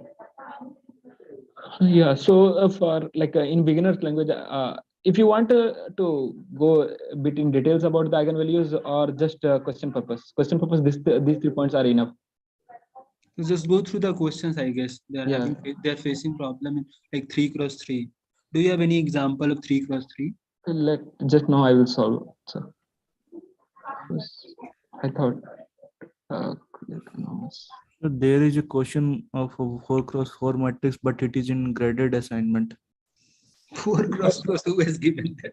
Yeah, if it is there, I have tried to solve it, but okay. Wait, I'll take that. Yeah, see, just bring that question, and I'm sure that there would be some after using some relations, you would be able to. Yes, but week 5, which question? Can you tell me? Graded, right? Graded. Okay. Okay, you discussed till that time. I'll see what's the shortcut. Graded, which question you're talking about? Most of the values are zeros. Sir, 14. 14. Okay, let me just check. So, as we know that to solve any matrix, let's start with just 2 by 2. As you know, like if we have to calculate the eigenvalues, then I guess the slides are not changing to me. Is it? Okay. So I was typing. Yeah, you'll get the PPT for sure. What we will do with this PPT? Just we made you for you people only. The point is, if it gets uploaded too late, it now becomes pointless. So if the uploading team is delaying it, can you share it either on Google Drive? Exactly. I agree. That's true. Yeah, after this meeting itself, we'll upload this PPT. or I have the access of the transcript folder. I can just after this session only, like I'll share it in that folder. You can check that and confirm. If you are able to see that, just confirm it on that part. Okay, just perfect, sir. Thank you. Because I have access to that transcript folder. So something like that, we calculate this now for eigenvalues. Like we just simply subtract it with lambda, and we solve this determinant.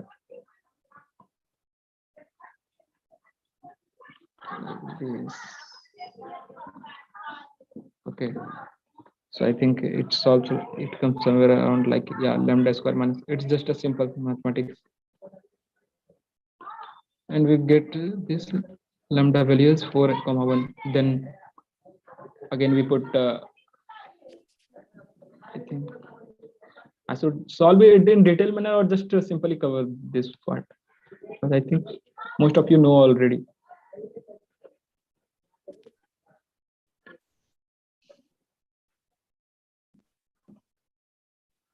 Even lambda, so you have to satisfy this equation to get this x part now for lambda vector, for eigenvector actually. Yeah.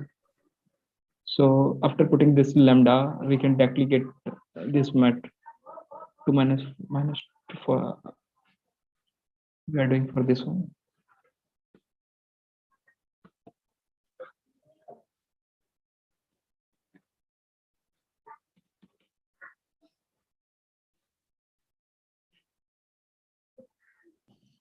I think all of you are, what I'm feeling is like I'm just doing some redundant work, because you guys already know this.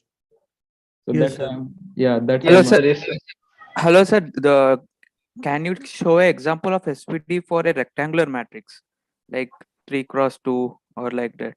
That's the how Sorry? to find the SVD. SVD example of rectangular matrix. It is not currently with me. Ram. It is available graded assignment 14th number. Assignment 14th, actually, by just seeing the options we can guess it. Yes, So, yes, sir. I know that, but but how can we solve it? Actually, yes, finding the extra orthogonal, the columns are a bit difficult. Yes, sir. Because in a 2 by 2 we can find just by having dot product, but in extra higher dimensions finding extra vectors which are orthogonal but on the where sigma values are 0 is bit difficult. So can you show an example? Okay, you are asking about the rectangular matrix in higher dimensions. 4, no? 2 cross 4 that has 2 been cross given. 4 or yeah, 3 cross 4, anything. Okay, wait. Higher dimension. See, one thing I can do is right now I just cannot have this direct example, right? So after the deadline for this is over, I'll explain this using the same one. Okay, since we did not have this rectangular matrix example before, okay, we did not solve anything regarding that. So once you're done with this grade assignment, right, I will solve this and then I'll post it in the Discord section. Is that okay? Okay, okay, we'll discuss the same question, I guess. Can you discuss? Yeah. So that's what. No. Now we'll discuss same question once the deadline is over.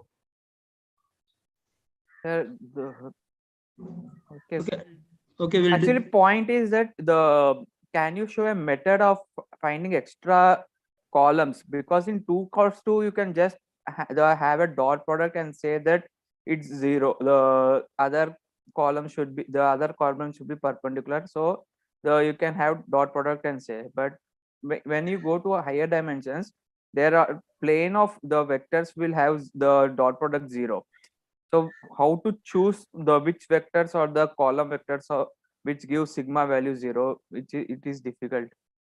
So with an example, actually it will be better. Yeah, that's what. See, getting an example directly, it's not so easy, right? So especially for this maths. So what I'm saying is, your doubt is how do we get this eigenvectors, right? Especially when we have the sigma values as 0 or lambda values as 0, right? Yes, exactly.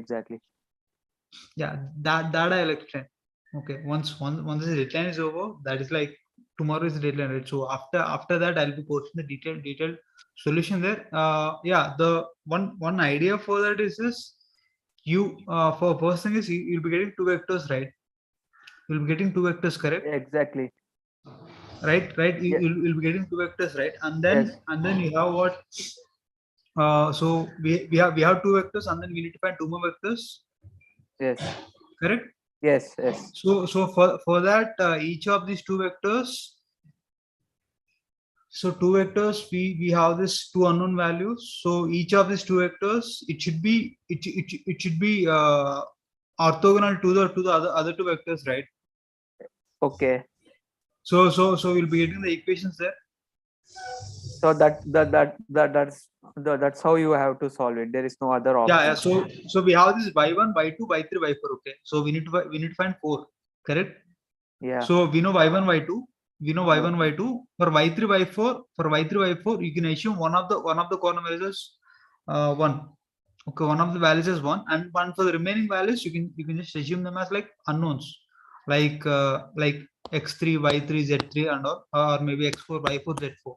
Okay, something like that, and then by multiplying this with the other ones, right? That y1 into y2, that should be equal 0. y2, y3, y3 should be 0. Okay. y2, y3 should be 0. y2, y4 should be 0. Right. Okay. Unlike this, y3, y1 should be 0. y3, So y2 should be 0. Basically you have to solve the equations. Like first vector, the first column, the unknown vector should be perpendicular to both vectors. So this is the only way. Yeah. This is the only way. So again we have to resolve the things. This is the only way. Right. So yeah, that's the only way I could yeah. So actually what I was thinking is there any direct product or any other method like cross product of these two vectors will give a perpendicular vector? Is there any other method which we can directly find? Like we have two eigenvectors, we should have one more eigenvector which is perpendicular to both these eigenvector. Can we take a cross product or just assume an independent vector which is some other method other than this simultaneously equations? Okay. Yeah. That like the direct method, that I'm not entirely sure, especially when we have this higher unknown values, that I'm not entirely sure. Okay. So yeah, if I find any shortcut or something, I'll let you know. Okay. I'll look it up and then I will let you guys know. Okay. Hello, sir. Yeah. Sir, have you already discussed activity question 5.7? 5.7. Yes, sir. Okay. Yes. Yeah. What's doubt in that? Okay, sir. I will watch them. Like that's not completely solved, but it should be doable, right? Because that's like the smaller ones. Just two matters. Sir, I solved question number 2, but when we find eigenvectors, there is no limitation what forms of eigenvector you are going to choose from the null space. So sometimes your option should be the length of those eigenvectors should be 1, right? So that's a condition there. Yes, sir. Length is 1. Like one eigenvector is 1 minus 1. Another eigenvector might be minus 1 and 1. See, they both should be perpendicular. That's also the other condition. Sir, I got the answer, but answer is not matching. Which question? 5.7. Sir, these problems, these issues, sir, I also faced. What is the problem? It is if it is complex, suppose complex, then if we multiply it with any constant, it will also be the eigenvector. So suppose it is 1 plus I comma 3. Then if I multiply it with 1 minus I, then it will be different. But the thing is, it is also eigenvector. So which form will be there in the option to guess that is like not possible sometimes. So if you are getting yeah, continue. You're multiplying it with 1 plus y. No, suppose if I do the calculation in some different way, there might be some constant multiplied with the eigenvector. Yeah, that's what I was saying. You should not be having the constant. Should auto normalize it. Not be having. The constant will go after normalizing. Yeah. Sir, if you offend the activity question, I will be able to convey what I am trying to say. Okay. Give me a second. Yeah. Vishal, sir, the same question which I had raised in discourse. Probably it's the same one. If you take different eigenvectors, the options that they are given may be we may get different answer compared to what the options are there. So though we get the same SVD, the options may not match. Even in examination, it will be much difficult to resolve this question again. Yeah, actually, we have to normalize it. If you normalize it, the eigenvectors will be unique. No, even if you normalize, like for Q1, here the options are given various. So I get Q1 as 1, 0 and 0 minus 1. So that option is not there. So 1, 0 and 0 minus 1. So that option is not there. Though I get the SVD, I do the SVD, I get the same A. The Q1 and Q2 that I get is not there here. Although sir, sigma is matching 2 root 2, 0. Yeah, sigma is matching, yes. But the Q1 and Q2 are different. That's not possible. If it is normalized and orthonormal, it should be unique. No, it wouldn't be. The vectors can be linear combinations, right? The eigenvectors are linear combinations. If you normalize it, if you normalize it and it is giving same eigenvalue, it should be unique only. But even if I normalize a 1 and a minus 1 or a minus 1 and a 1. If you put minus 1, then you will not get sigma value. The sigma value as 2 root 2. No, I get it. Even if there is a minus. I got your question. So one thing is, yeah, I got this question. So what you're saying is, I have this 1 minus 1. Okay, what you might be thinking is, okay, it could be in the manner of like 1 minus 1, but in the answer it is like in the form of minus 1 or 1 or in that sort, right? You're saying even though it has the same length, okay, the signs are different. Okay, yes, the way it's represented, it's different, right? Yeah, the option is not matching, sir. Basically. That's a question. Yeah. Yes, sir. See, yeah. The thing is, yeah, that could always be there. That could always be there. But that does not make your answer wrong. But what you should be looking for is you should be looking for the similar ones in the options. But so to arrive at this, then I have to go back to the entire, because SVD calculations are quite long. So in exam, if suppose such a thing happens, and then I have to go all through the calculation all over again, then it takes away a lot of time. So is there any way wherein we can kind of come to directly this conclusion? I mean, this particular option. See, you have these vectors, right? You have this y1, y2, right? Yes, sir. What are those y1, y2 values? Even the y1, y2, I got it as 1 by root 2, 1 by root 2, and 1 by root 2 minus 1 by root 2. Yeah. So, I mean, here if I see the vector that I have in the second column is on the first column, and the one that I have in the first column is in the second column. So that also changed. Okay. So yeah, okay. The other ones you got this 1 by root 2 minus 1 by root 2 and 1 by root 2 1 by root 2, right? What are the other values you got? What are the other vectors? I got Q1 as 1, 0 and 0 minus 1. So it's just the inverse basically. Huh? I mean, in the sense, this is minus 1, 0 and 0, 1. I got it as 0, 1, 1, 0 and 0 minus 1. The Q1. Yes, it can be, no, because if I multiply minus 1, then eigenvalue is same. Yeah, eigenvector is same. If I multiply it with minus 1. If the eigenvector comes out minus 1, 0, and if I multiply it with minus 1 again, then it will be come 1, 0. Correct. So it is also eigenvector, right? That is the reason. I mean, it's about what you pick up.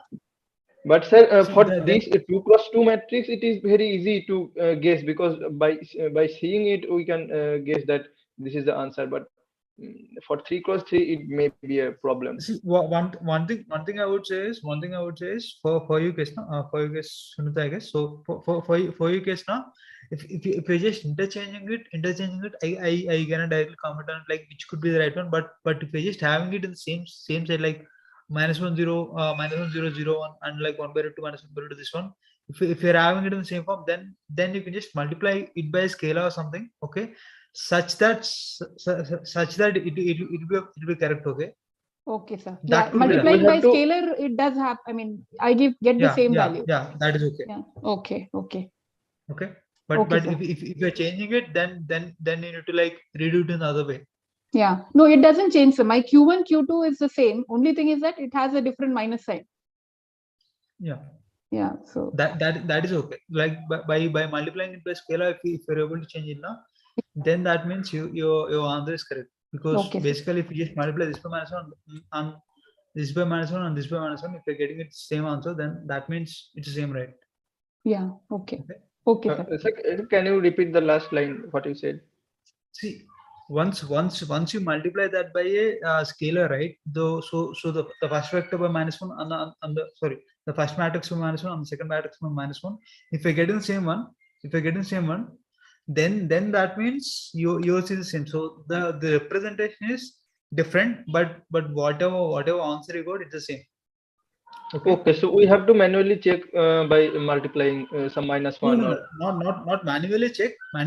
Compare your answer with what's given in the options. Okay. Yes. If you're able to get that by modifying it by multiplying the first one by -1 and second one by -1. Okay. Something like that. If you're able to get it, if you're able to get the same, then that means what you got and what was there in the options both the same. Okay. The best way to check is obviously by multiplying with what you got. Okay, that's the one thing. You should be doing this comparison only when you're able to equate that to A. Okay, obviously we know that when you multiply all these three matrices, it should be equal to A, right? So first thing is your solution, whichever you're getting, if that is equal to A, then that's correct. Okay, that part is taken care. And the second part is you should be looking at the option and you should be identifying which one is similar to yours. Okay. If there is no direct answer of like what you got, then you should be able to identify like which one is similar to yours.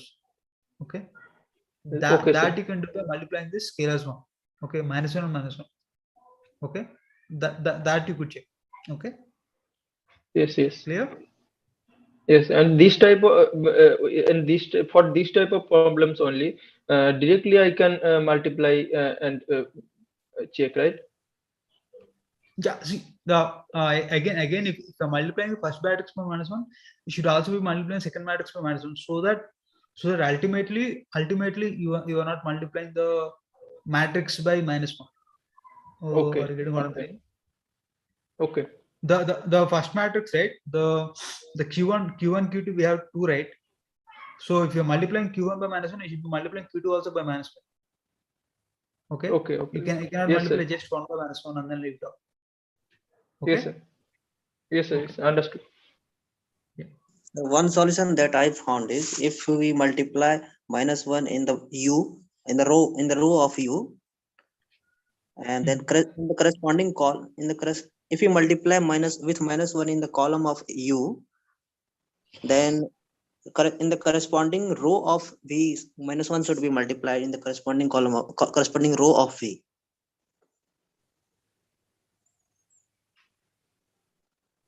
Okay, so the first thing is whatever you said, right? That should be like verifiable. Yeah, I think what you said is correct. So basically we just transforming it, right? So yeah, what you said also.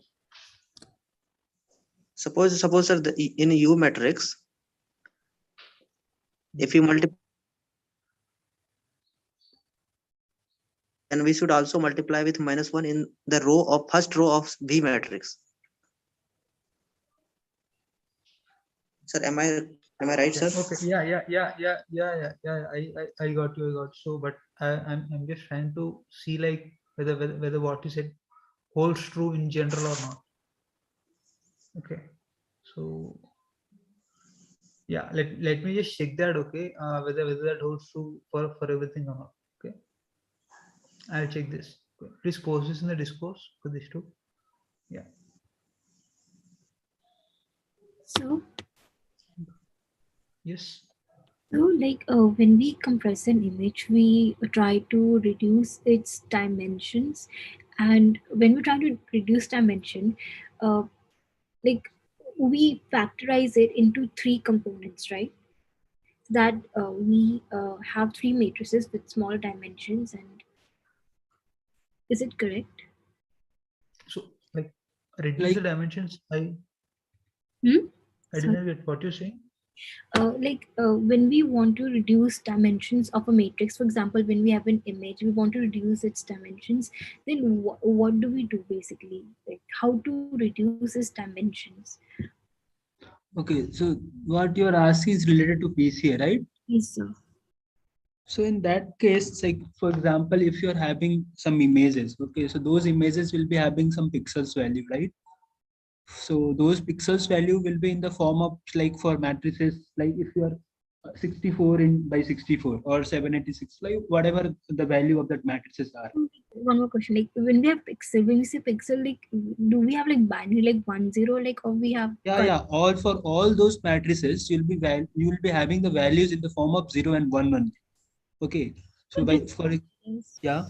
So there are like many colors, like gray, light gray, like, so how Yeah, can so okay, so those value will depend upon, like for example, 0 or 1, or the if on the basis of color, if you are saying, those value can vary from 20 to 255, right?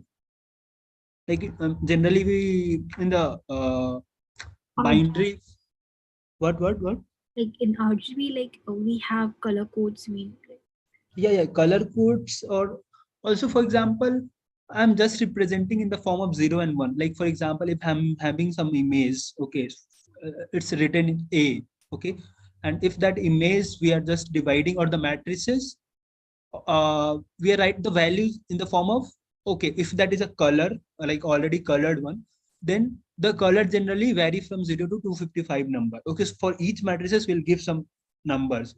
It's been given already, okay, and now you have to because you can't read that, so you are trying to reduce the dimensions from that 786 cross 786 to something like 2 cross 1, like 2-dimensional. You want to show that, so that you'll be able to visualize those points, right? That is what you are asking. Like how to reduce his dimensions, like if you rotate and stretch, are we like reducing his dimensions basically? Because that's what it is doing. So we have a diagonal matrix in between, so it's stretching, then rotating, and then stretching again. So actually, sir, it is the any image is actually the matrix of numbers. Huh? So if it is a matrix of numbers, then we can apply the like algorithm, and it will compress. Yeah, with the help of algorithm we can do directly. So what she's asking, if like for example, I'm telling you for some simple example, if I'm having, see, if some images are there, those images will be having some pixel value for all the all the pixels, right? Yes, sir. And those will be in the form of some matrices of like 786, for example, cross 786. So is 786 also called pixels here? Yeah, all will be having some pixels value in the form of 0 1, you can say, or if that is a color code, like it depends on the thing, or what you can say, what you are putting the value, like what it's reading the value, like from 0 to 255, or if it's a black and white sort of things, so 0 in the form of 0 and 1. And if you want to reduce that in 2 cross 2, then we can use PCA there, but I don't know what specifically you are asking. Like take any matrix, so you have like drawn a coordinate axis, so if you draw a matrix, square matrix, like on this. Okay, so for example, I'm having some data points, right? So if this data point is like this is 1, and this is 1. Okay, so this will be 1 1. Okay, and this is 1 2. Sorry, 1 2. I'm telling this is 2, and this is, for example, 2. So this is 2 2. This is a column matrix with 2 2, and this is a column matrix with something. So all the data points, if I'm having this data point, right? So this will be in the form of some matrices, column matrices, right? Or you can say in the form of vector. There are like many vectors in a matrix. Yeah, right? Yeah. And if you have to reduce this in one dimensional, like I'm having 2-dimensional thing, and I have to reduce this in 2 dimensional. If I'm having in 2-dimensional, and the features are F1 and F2, right? And so This is F1. Vectors are column vectors, right? Yeah. So all the points are, you can say vector, or you can say a column matrices, all the data points, right? Okay. And now what we have to do, if we are asking, for example, if you were asking for the images, okay, so the images are having a like a very larger matrices. Those are in the form of like, can be in the form of millions also. Okay. So what, see, in the picture also, all the things were in the form of matrices. Okay, so each matrices, column matrices, we can say 1 features. Okay, and those values are there already here. So sorry, I'm sorry. So here we can relate this. If we are having some bigger matrices, we can we are relating with the 2 features. Like if I'm having the picture in the form of we are having the data set in the form of 2-dimensional, right? Now we have to convert this in 1-dimensional, so that I can, like, for example, I'm telling you 2-dimensional, I'm not able to visualize. So one day I just want to convert that into 1-dimensional, right? Yeah. So what we can do here, so this thing I've told you in the last also, we can just will want in the those things also, in the image also, we'll try to find one vector or one direction where we'll be having this one direction. Just we want to take one direction, nothing else. We want this direction where the variance is maximum. And why we are trying to get that maximum variance? Because see, if I'm having some with the simple example I'm telling you, if I'm having 2 features, or you can say that this is a vector, and this vector is like this data set are like this, means every time whatever the data set we are having for one column, every time the values for one column for one feature, it is fixed, right? The data, you can see the data set for all the data set I'm having, this feature is almost same every time, right? And but this features is varying a lot. So if you have, I'll ask you, if I have to ask you, if you are a data scientist, I have to ask, okay, I have to remove one feature. Which feature you will remove from this? The one with the low variance. Right? Why? Because there is no variance in the data set, right? There is no variance in this feature. Every time I'm taking out the data set, I'm watching this F1 feature. The F1 features value is every time some fixed value alpha, right? And the variance is very less. So we can reduce this feature directly. This is the one way. So we remove it, like we remove F1. No. This is a one way. Nick, I'm just telling you the basic approach, how we generally approach for the PCA. So this is the foundation of this. So what we can do, so every time, so what we are doing for the features which are having very less variance, we can remove those features, right? So, but here in the PCA, what we are generally doing, we just want to get one direction. Okay, in that direction, either you can calculate the you can calculate the variance. You calculate the variance, okay, and maximize that variance. Or what you can do, you can calculate the direction where after taking the projection, like for example, I'm having 1 points only, and this direction I got, okay, and this is the data set, right? So what do you do? The projection, you can get the projection on this line. So there are 2 methods to do that. One is whether you have to just reduce the reconstruction error, or to minimize this. This is our problem that we have to do. to sort out this problem, to get in the lower dimension. Or second, you can do by maximize the variance. Okay, so one method I told you, okay, in this line, if we'll take the projection of all the point, we are just taking the projection of all the point, the projection value can calculate it directly. And if we are having the projection, that projection will come in the form of u, because I'm just taking one vector, that is u. Okay, so in this form, we'll be having one vector, right, in the form of u. So we'll get some sort of equation where we have to maximize the variance. And if we solve this equation, we can get u.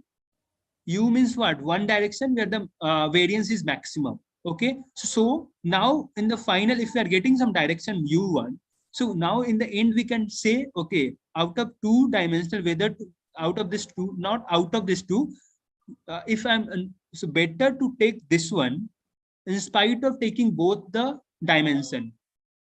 Okay, in this, if I'm taking this direction, there will be a loss of some information, but not most of the information, because we are using some sort of algorithm inside this. Okay, so we'll be able to grasp 95% of the information. Not every time we'll not, we are not able to like construct, or you can say grasp the 100% of the information, but we'll be trying to do that for the 90 or 95% of the data, like 95 will grasp.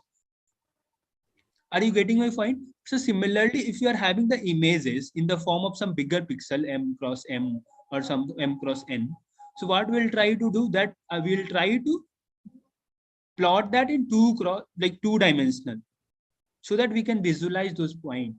So you can, one thing you can do, there is a MNIST data set. Okay, just search on the Google MNIST data set and PCA.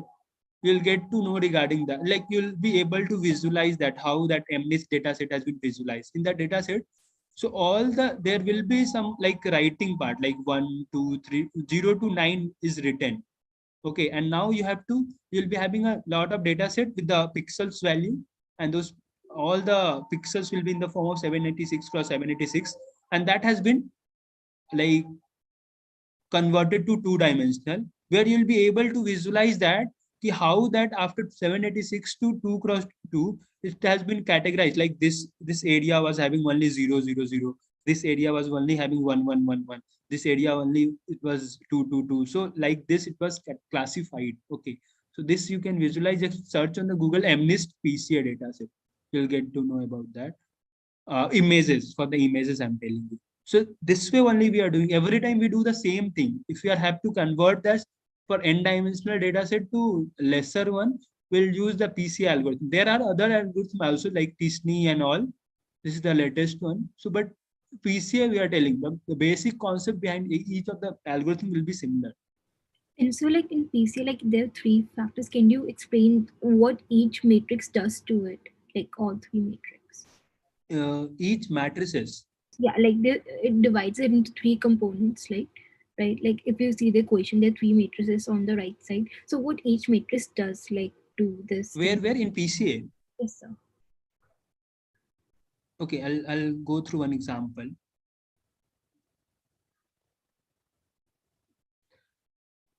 So here is a data set, right? X1, X2, X3, X4. This is one data set 0, 0.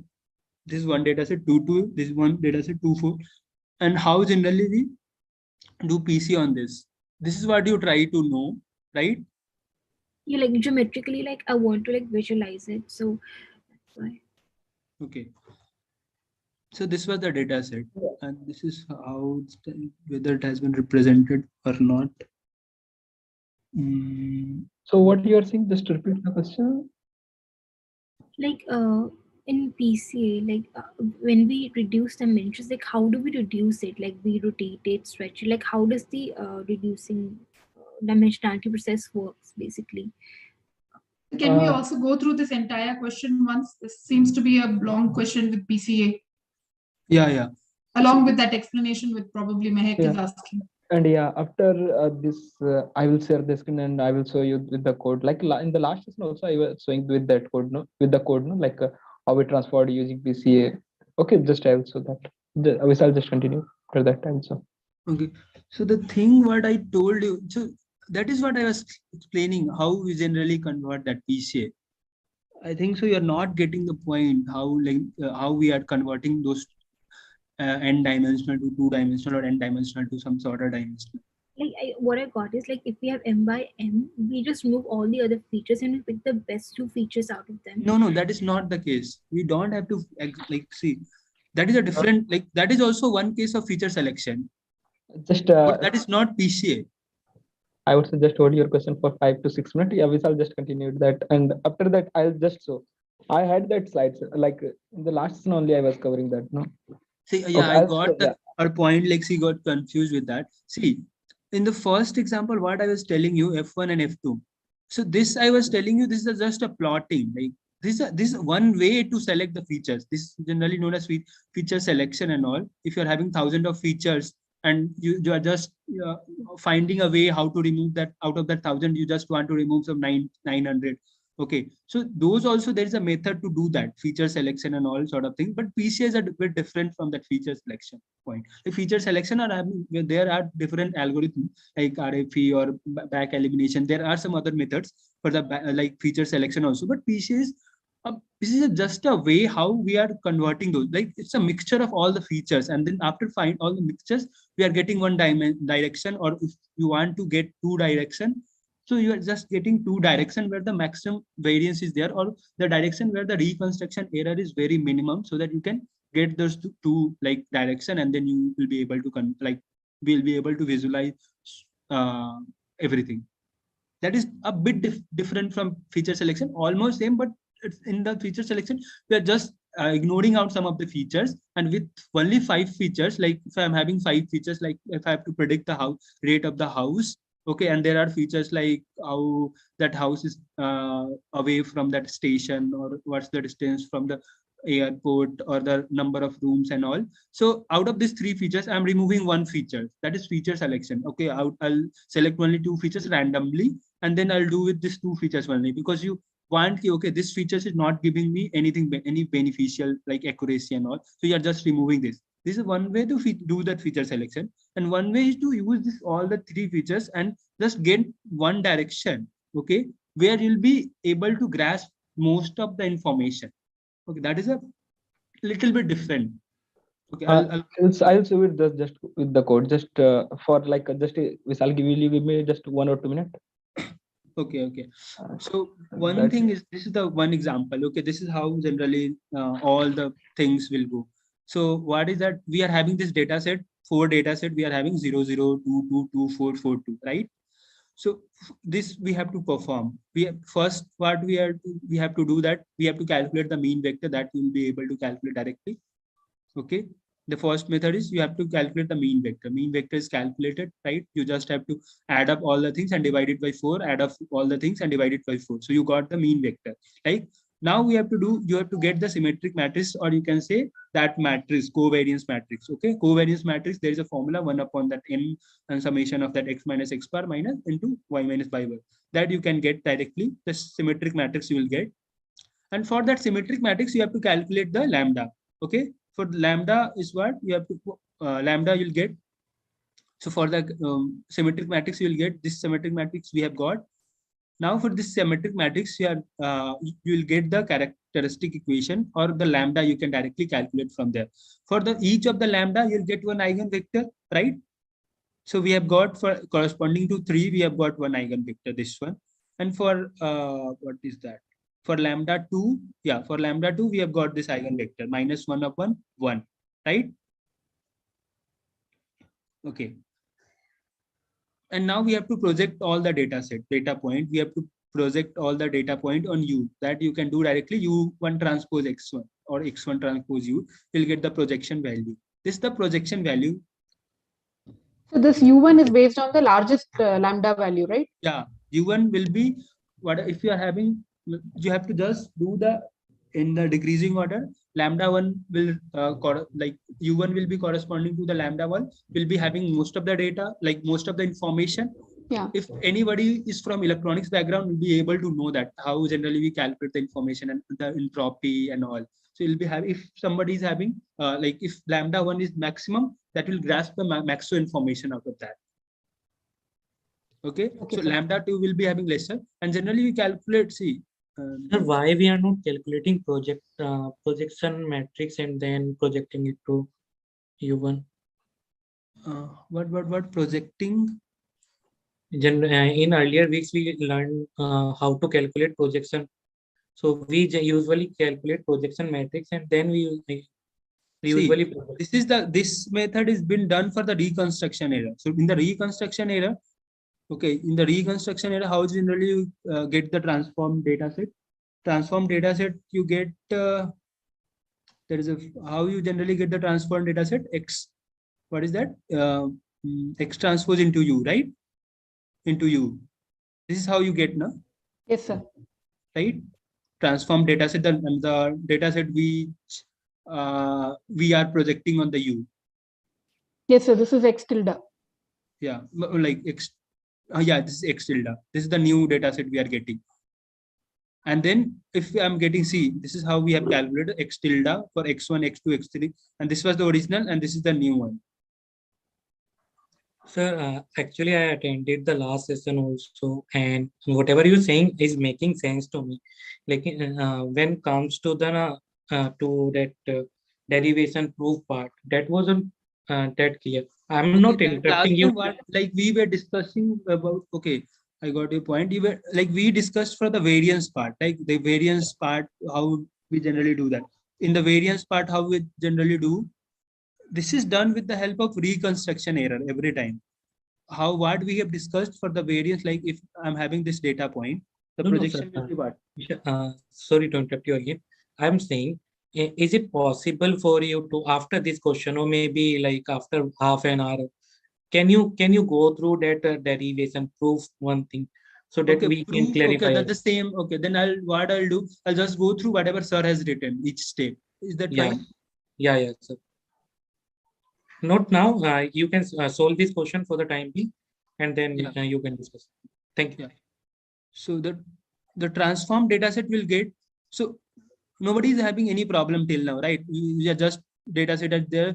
We have to calculate the vectors, symmetric matrix, lambda for symmetric matrix, and lambda 1 is 3 greater than 1. So according to this, you'll calculate U1, and for this, we'll calculate U2, right? Both the vector we are having. So see, if you're having lambda 1 as 3 and lambda 2 as 1, so do you know how much like information it will grasp? 3 upon 4, like 75% of the information. If I'm just representing with the help of U1 only, it will grasp 75% of the information. And if I'm doing with the U2, they'll grasp 1 upon 4, means 25% of the information. Okay, if I'm having 3 lambdas like 1, 2, and 3, this is the lambda 1, this is lambda 2, and this is lambda 3. So it will grasp around 3 upon 6. So lambda 1 upon summation of all the lambda.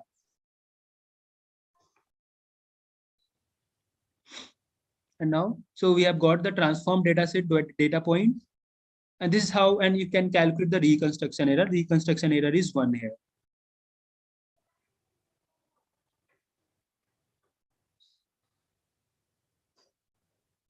Similarly, for the next data point, do you have any point in like any issue in this question? No, sir, it's fine. Yeah. So the last step I had a confusion, so it's clear now, sir. Thank you. Yeah. Okay, whoever has raised, Bala Chandran can ask.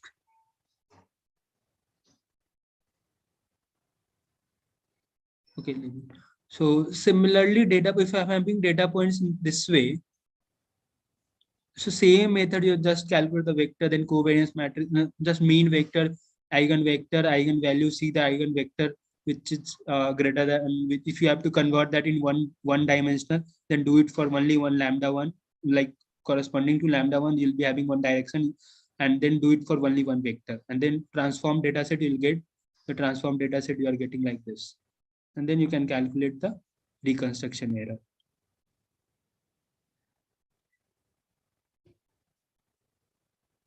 Sir, while calculating for PCAs, unless asked, we needn't calculate all the eigenvectors, right? For the first eigenvalue, which is the largest, we calculate eigenvector, that should be enough, right? Unless it is asked in the exam. If you have to convert that in 1D, you just have to do it for U1. Yeah. Fine, sir. So such questions also can be there, is it? That you convert it to 2D. So I take two No, in eigenvalues. the exam, we can't ask this because it will take one question can take 45 minutes, 30 minutes. Okay, so we can't ask. Okay, sir. So this is like, see, for this 4, 5, we can't ask a difficult question, right? It will take a hell lot of time. So we'll asking only simple question we can ask. That's why we have put more like the simplest question in the assignment and graded one. Only 1, 2 questions would be difficult. Other than that, everything is simple. Like because the concepts are very difficult and it's very difficult because you in the in the normal life also you're not going to do everything. Like you're just there is some one code directly PCA fit transform and then you'll be able to do that fit whatever the millions like whatever the matrix you are having like if, or the n dimensions like millions of features if you are having also you just write one simple line and you'll be able to convert that. That's why most of the people generally doesn't like learn, but it was a totally mathematical course. That's why we are teaching this. Otherwise there's no need in the future also. If you are converting, if you are if you have to make the algorithm, then it will help you. Like if you want to do with your simple coding stuff only, if you want to do with simple coding stuff, the PCA things, then you will need all this. Like you have to do the covariance matrix and then you have to calculate all those things, right? But if you are just have to use the library, you can just use one line and then you'll be able to. Okay, sir. Yeah, thank you. So yeah, one good thing is like the week 6 deadline is not 9th 9th Feb for MLF also. Okay. And yeah, Vishal, are you? Is there anything? Yeah. So okay, he'll discuss some point regarding PCA. Okay, so the is this final like 9th Feb is the final date, right? Jimmy? Yeah. Okay. Yeah, mostly they will get the mail, but yeah, after the mail, it will be official. You that will get the mail. Yeah, you can share that. Vishal sir, can you now go through that proof?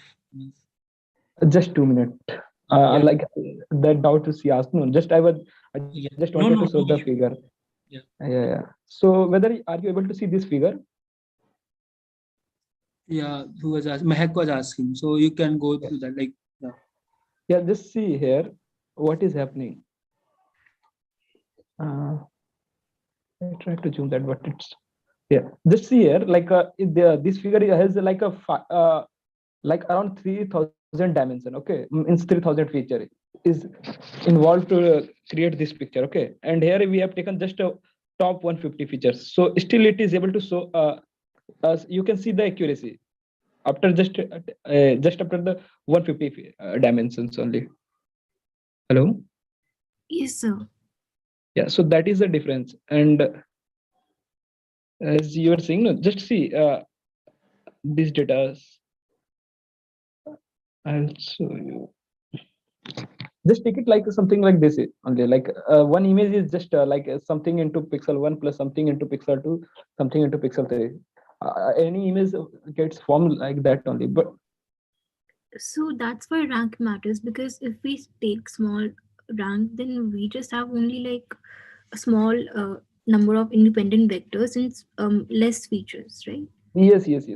Just think like you whatever your feature and matter feature and samples are there, you just give that as an input to PCA. What PCA did is like it just to transform whole matrix, and it just created some shape in itself. And then if you are asking me, give me just one dimension or one principal component, so it will what it will do is like it will give you that part. See here. Let me just that, but I think it's better to cover that. Just we plotted some random data, okay, in 2D. Okay, so just see that this is the explained variance part. No, here what is saying that it's a we put that we put it two components. Okay, so the first component is here is able to explain the 75% of the part, 75% of the data. Okay, and the second part is just able to explain this much part of the data. So like that only it happens. Like you're the first top one eigenvector is there. No, it is able to explain the most of your dimension or most of the your data. Okay, like that only it decreases. Are you able to get what I said? Just if you are not able to get, just think like this only. Just forget that scattered data part. Just think like this only. Like how in this part also, like just changing the dimensions. It is how the colors are changing. Like it is just an experiment to check like which dimension is giving involving which part of the pictures. Okay, just see like this is what will happen. Like this picture has 3000 dimension. Here we have plotted it with 150 dimension. Okay, like that. And Vishal was saying about that MD data. No, let me share that also. Like I just opened that. So basically SVD and PCA are used for the same functionality. Is it because the SVD tutorials also showed us the same thing actually? Yes. In the SVD, like SVD helps us to do that. Like, okay, SVD just, what is SVD is doing? SVD is just simply helping you to transform the matrix. Okay, and here after that transposition, after that only PCA comes. Okay. So you apply a PCA on a transformed matrix, is it? Yeah. Like, yeah, after that only. That concept helps in this one. Just here also you can see that this one is, Vishal was talking about this, this data set only, like that MNIST data set. I just opened this using that website. Okay. So what it is doing, just it is just what it did is like it just simply converted that matrix, that image data set into that image into a data set. Like it just broke its all pixel values. Okay, and after just applying the PCA on this one, like it is getting, just see how many dimensions it is. Yeah, it's simply plotted this the image. Okay, and after that it will do the scaling part. Like after it will apply the, okay, see just here it is just taking the 10 component. Still you are able to visualize that it is 0. Okay, here it has taken 184 components, and here just compare like this figure you will get after taking all the 784 components. Here this figure you are getting after 184 components. So are you able to see or visualize this thing? Like how reducing that principal component will help? Just don't think anything. Just think like, yeah, in this picture, like if you have 784 dimensions, your picture is more clear, and whenever you are just reducing the dimension, like top 1, top 2, your picture will be of lesser quality, but yeah, top 1 will be able to give you the maximum details. And yeah, like that. Yeah, this much only. Yeah, you can continue, sir. Thank you, sir. But when sir we talk about SVD in general, it's not doing anything. Just it's breaking down a matrix into 3 components. Exactly. Like that only SVD does. SVD is helping you to transform the matrix. See, this one only, like what I was saying, this one.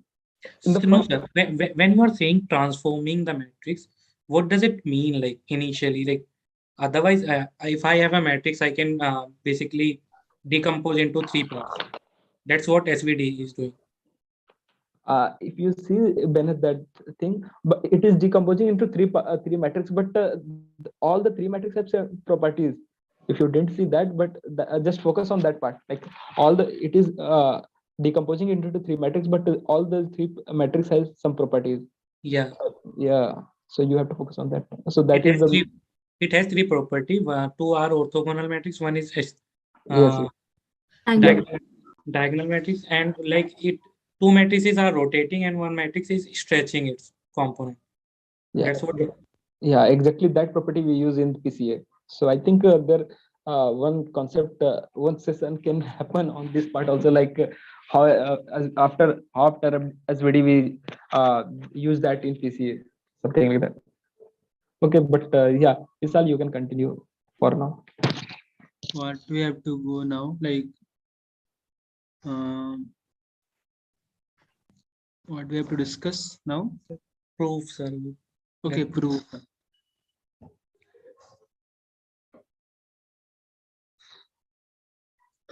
So I'll just go through the same slide, like what the professor was like saying. Yeah, right? No issue.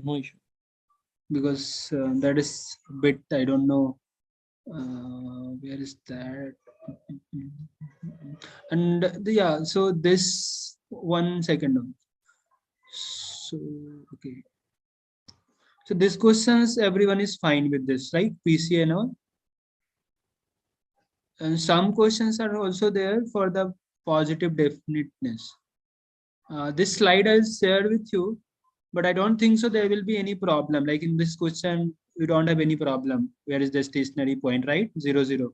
Are you able to see that? Share the screen. Okay. Hello. Yeah. Now it's visible, sir. Okay, so this is what. So there are some questions related to positive definiteness also. So PCA we have discussed 2-3 questions were there, and those are pretty simple. I'll share the PPT also. You can just go through that. And some questions are there. It's not like difficult. It's pretty simple only regarding positiveness, positive definiteness. This is x square plus y square. Everybody is knowing it's a stationary point at 0, 0. Okay, and this is the figure. So all like 5, 6 plot I've shown you, like minus x square. So there is a maximum at 0, 0. Similarly for all this is the saddle point at, this is the equation like x square minus y square. So at 0, 0, this saddle point. Okay. So you can just go through all the like plot I plotted, that maybe that will help you to know regarding the positive definiteness. Okay. Is that fine? So you can just go through all the equation, like 5 to 10 to 15 plots are there. That will make you clear regarding the positive definiteness. Right. So now we'll move to the proof part. What is that?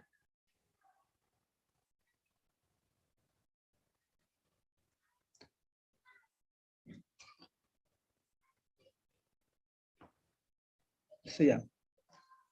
So what we have discussed in the last class. So in the last class, what we have discussed, we were just trying to do that for the 2-dimensional. We were going for the 1-dimensional, right? Yes, sir. Yes, sir. Yes. Right. So just like keep those things in your mind itself. Okay. So one is also there. See, if you are getting confused for the reconstruction error, one thing you can do. See, if you are having this matrix, right? Now this X 2 features if you are having, and this is the data set, and this is the line you got, the U1 you got, like not got, you have to find this one. Right. So projection, if you are having the projection of this point data set, this is the projection you already have. Right. Like if this is a xi matrix, this is the projection you already have. And this distance you can calculate. Right. So this one, if you are getting this one, this is what? This is the distance of this point, all the points from this line. So why I have done this? Are you getting my point? Like if you have this distance, like what is this distance? This distance would be what? Under root of this distance is perpendicular to x-axis or this particular plane? Yeah. So this distance is perpendicular. To which plane? This plane, no? This U1, right? Okay. Okay. Okay. So one is that if you are having this ds square also, right? If you are having this ds square also, you'll be able to get the x1. This you have to calculate. So this is our problem. Like we have to minimize d here. See, till now what I have discussed, whether you should decrease whether you like minimize this one, this equation, and to get, and we have constraint also, u1 transpose u1 into u1 transpose of u1 is 1, right? This is one way to do that. If you are able to solve this optimization problem, then also you'll be able to know this u with some gradient descent and all, any method I'm telling you. One method is this one, or second is if you are able to maximize the variance. Maximize the variance. This is the one method. Okay, 2 methods are there. So just keep these things in the mind, and then we'll go through the solution, the proofs. Okay. So here what we are doing, here we are having the data set in the form of n dimension, right?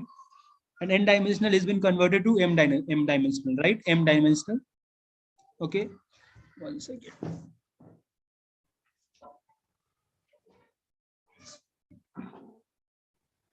So we are projecting the D into M dimensional, right?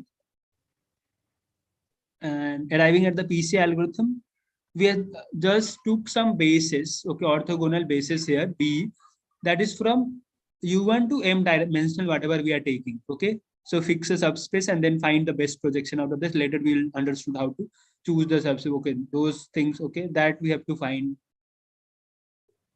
And then that out of this U1 till whatever we were having, that space, or you can say the base we have taken, orthogonal basis, we can project, or we can say any vector can be written in the form of this, right? Yes, right? So what is this lambda j is equals to x transpose into uj? Where lambda? In that particular line only. This one? Yeah. This alpha 1, alpha 2 is some sort of, it's a simple projection only, x transpose ui. The simple projection, that is what in the after reconstruct the transform form we generally take no x transpose u into u, that project transform vector. So not getting it actually. See, any vector can be written, so just see that alpha 1 as some constant, alpha 1 u1 alpha 2 u2. It's better to see that as a constant only, because for that I will do the derivation of one page just to show that. Okay. Yeah. So just think this as a constant, some sort of constant, and this is a u1 u2 ud till ud is a what? That from the base we have taken that vector, that b we already took. Okay, and u1, that is what in the end we have to get the u in the form of u1 only, right? So u1 to ud is what we have taken from this base. Where it went. So that line I got, like I'm just confusing how this X transpose uj has arrived. See, if I'm having, if I've told you that I'm having some base. See, for example, x and y is a base for me. Okay. And with the help of x and y, this I and j is a base for me. And with the help of this ij base, this, like for example, this I plus, for example, this is 1 and this is 1. One vector can be written in the form of this I plus j. Yes, sir. Okay. So here what we have written, this is 1, I is the x, like you can say u1 plus u2 is this j, and alpha 1 and alpha 2 have multiplied. Alpha 1 is here 1 and alpha 2 is 1, right? So this vector is written in the form of this one, alpha 1 u1 alpha 2 u2. Yeah. Where u1 and u2 are the bases. Here particularly the bases are I and j, right? So we can write any vector in the form of that basis. This is what base is, right? If I'm having some base, we can write any vector in the form of this basis with some constant. So there are two bases. One basis in m-dimensional spaces, means in the reduced dimensional in which we are talking about. That is B. Okay, and one basis are in the original dimensions in which the vector is currently staying. Okay, and we are to see.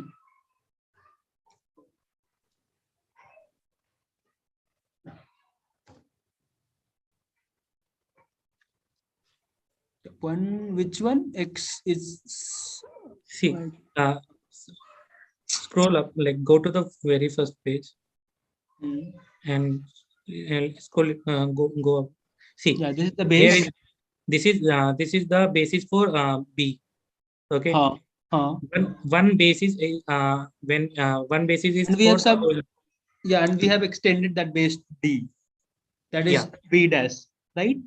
Yeah. And with the help of that B, with the help of this B, we have we are having this vectors. We can represent this vector, and this vector, like all the data points, whatever we were having, we can represent those data points with the help of those bases, right or wrong?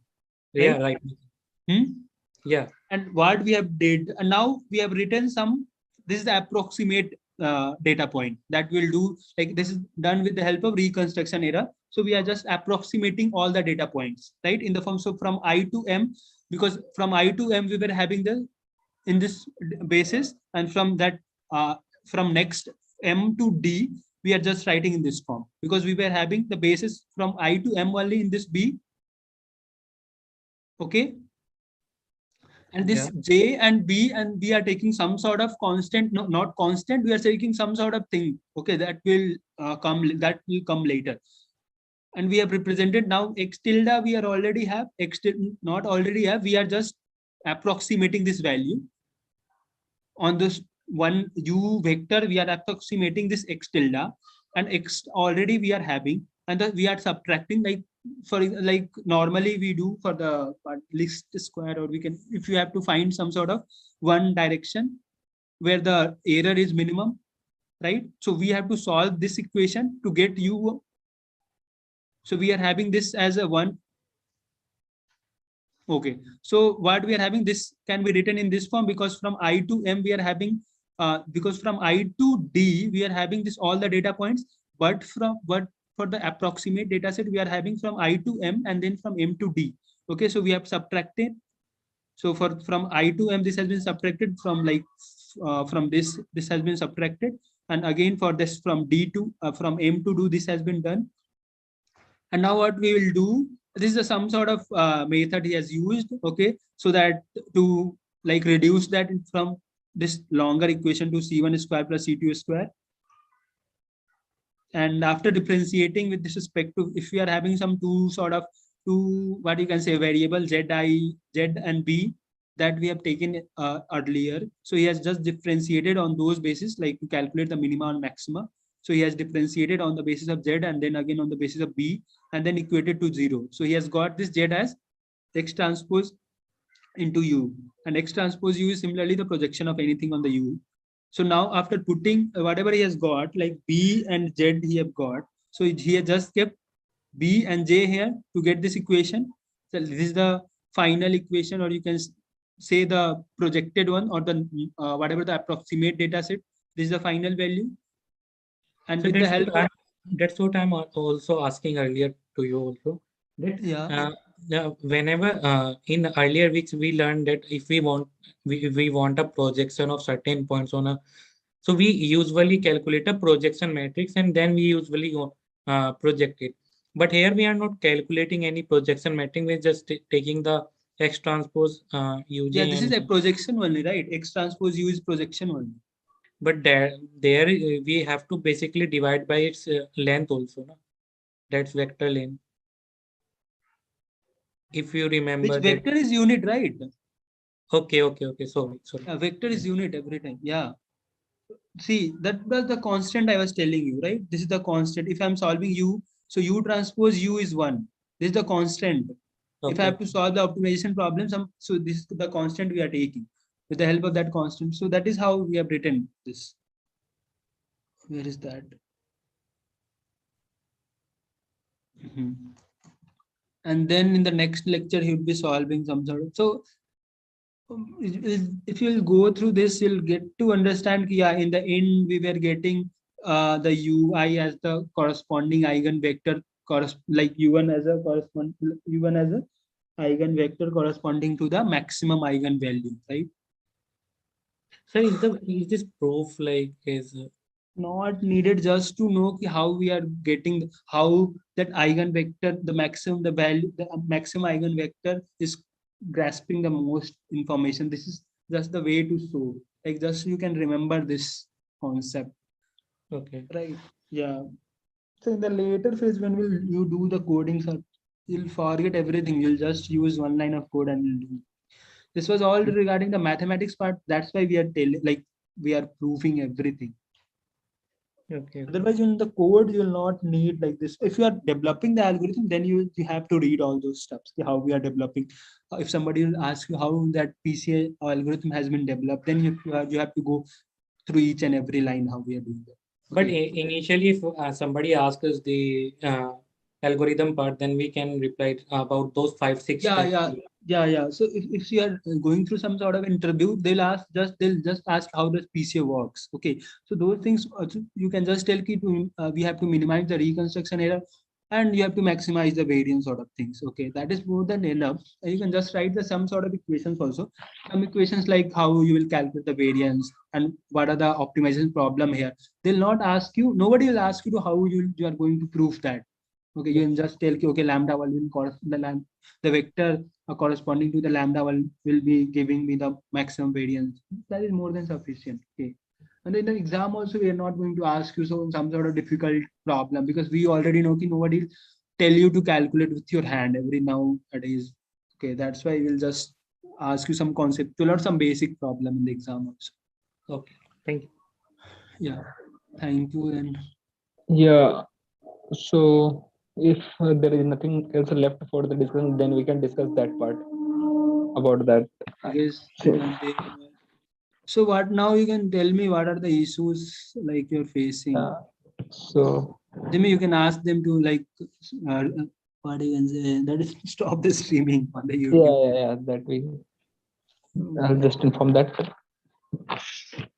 And the one more thing about today's session, I would say, see, now we would have revision session also because today also you see like many time we rushed, like many time forcefully I was saying that yeah, just complete that, we will do that, something like that. But because I know that we had very less time for this session, and yeah, a lot of things were there to cover. So that's why I did that. And yeah, I also got some points like what you want to know or what you want to learn, where you are lagging. So I think that those points I will try to cover in the revision session before the quiz. And another thing is, yeah, we are just let me inform them, and after that we can start the discussion. I think Puneet left. Yes, messaged me. I guess everybody left who were asked. This is what happened like last time also when we were discussing, they were not present, and again they came today. It's okay, but yeah, the thing is like the discussion can happen on 2 points, like whether to think about the future part and seeing the improving the present scenario. Let me just message them for that.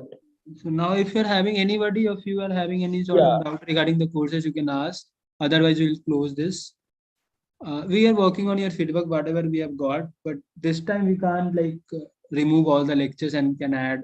This is not the like possible thing to do. We'll improve like after getting the feedback itself. So anybody is having any sort of like thing to say, or should we close this?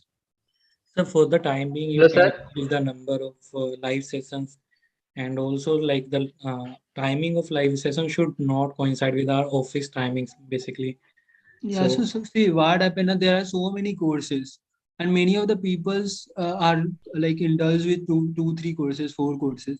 So it becomes very difficult to get the slot in the morning or in the evening. No. You basically get some slot like that. You can like arrange. At least that's a humble request from our side. And so secondly, we can do one thing. We can. So what sort of time you want? Like somebody told in the feedback like they are having night shift, so they want morning classes. Somebody of you are telling. I think Abhishek is saying. Hello, sir. Yeah. Can I share some feedback? Yeah. The thing is, there are various types. I mean, backgrounds of student. So some need in-depth explanation. Some do not need in-depth explanation. But if someone wants to develop the algorithm, so for them the professor's lectures are best, right? Because all the steps are there. Exactly. But yes, but most of the people do not want to get indulged into the all the like algorithm. That is why these feedbacks are there, because the thing is like many of you are working also, and you are going through that you doesn't really require the algorithm part, the maths part behind the algorithm, and many of the student doesn't want to learn that also. That is also we generally get a like this type of feedback in MLF, because many of the persons generally doesn't want to learn those algorithms. They generally just want to do the coding steps and all. Right. Yes, So, sir. And sir, in that case, one thing I have experienced, that is, if they are talking that we are not getting the concept. So I think if someone have all the concepts, still it is not necessary that he or she will able to do all the any kind of problem. So concepts and problems like intersect, but they are a little bit different. Someone may solve so many problems, but his or her concept may be a little bit weak. So it is not that always those things will go the same way. So in the case in the tutorials, you can do one thing, that suppose 3 tutorial videos you are providing. So one tutorial video you can provide like concept, so overall general picture, so how these things are happening, right? The overall concept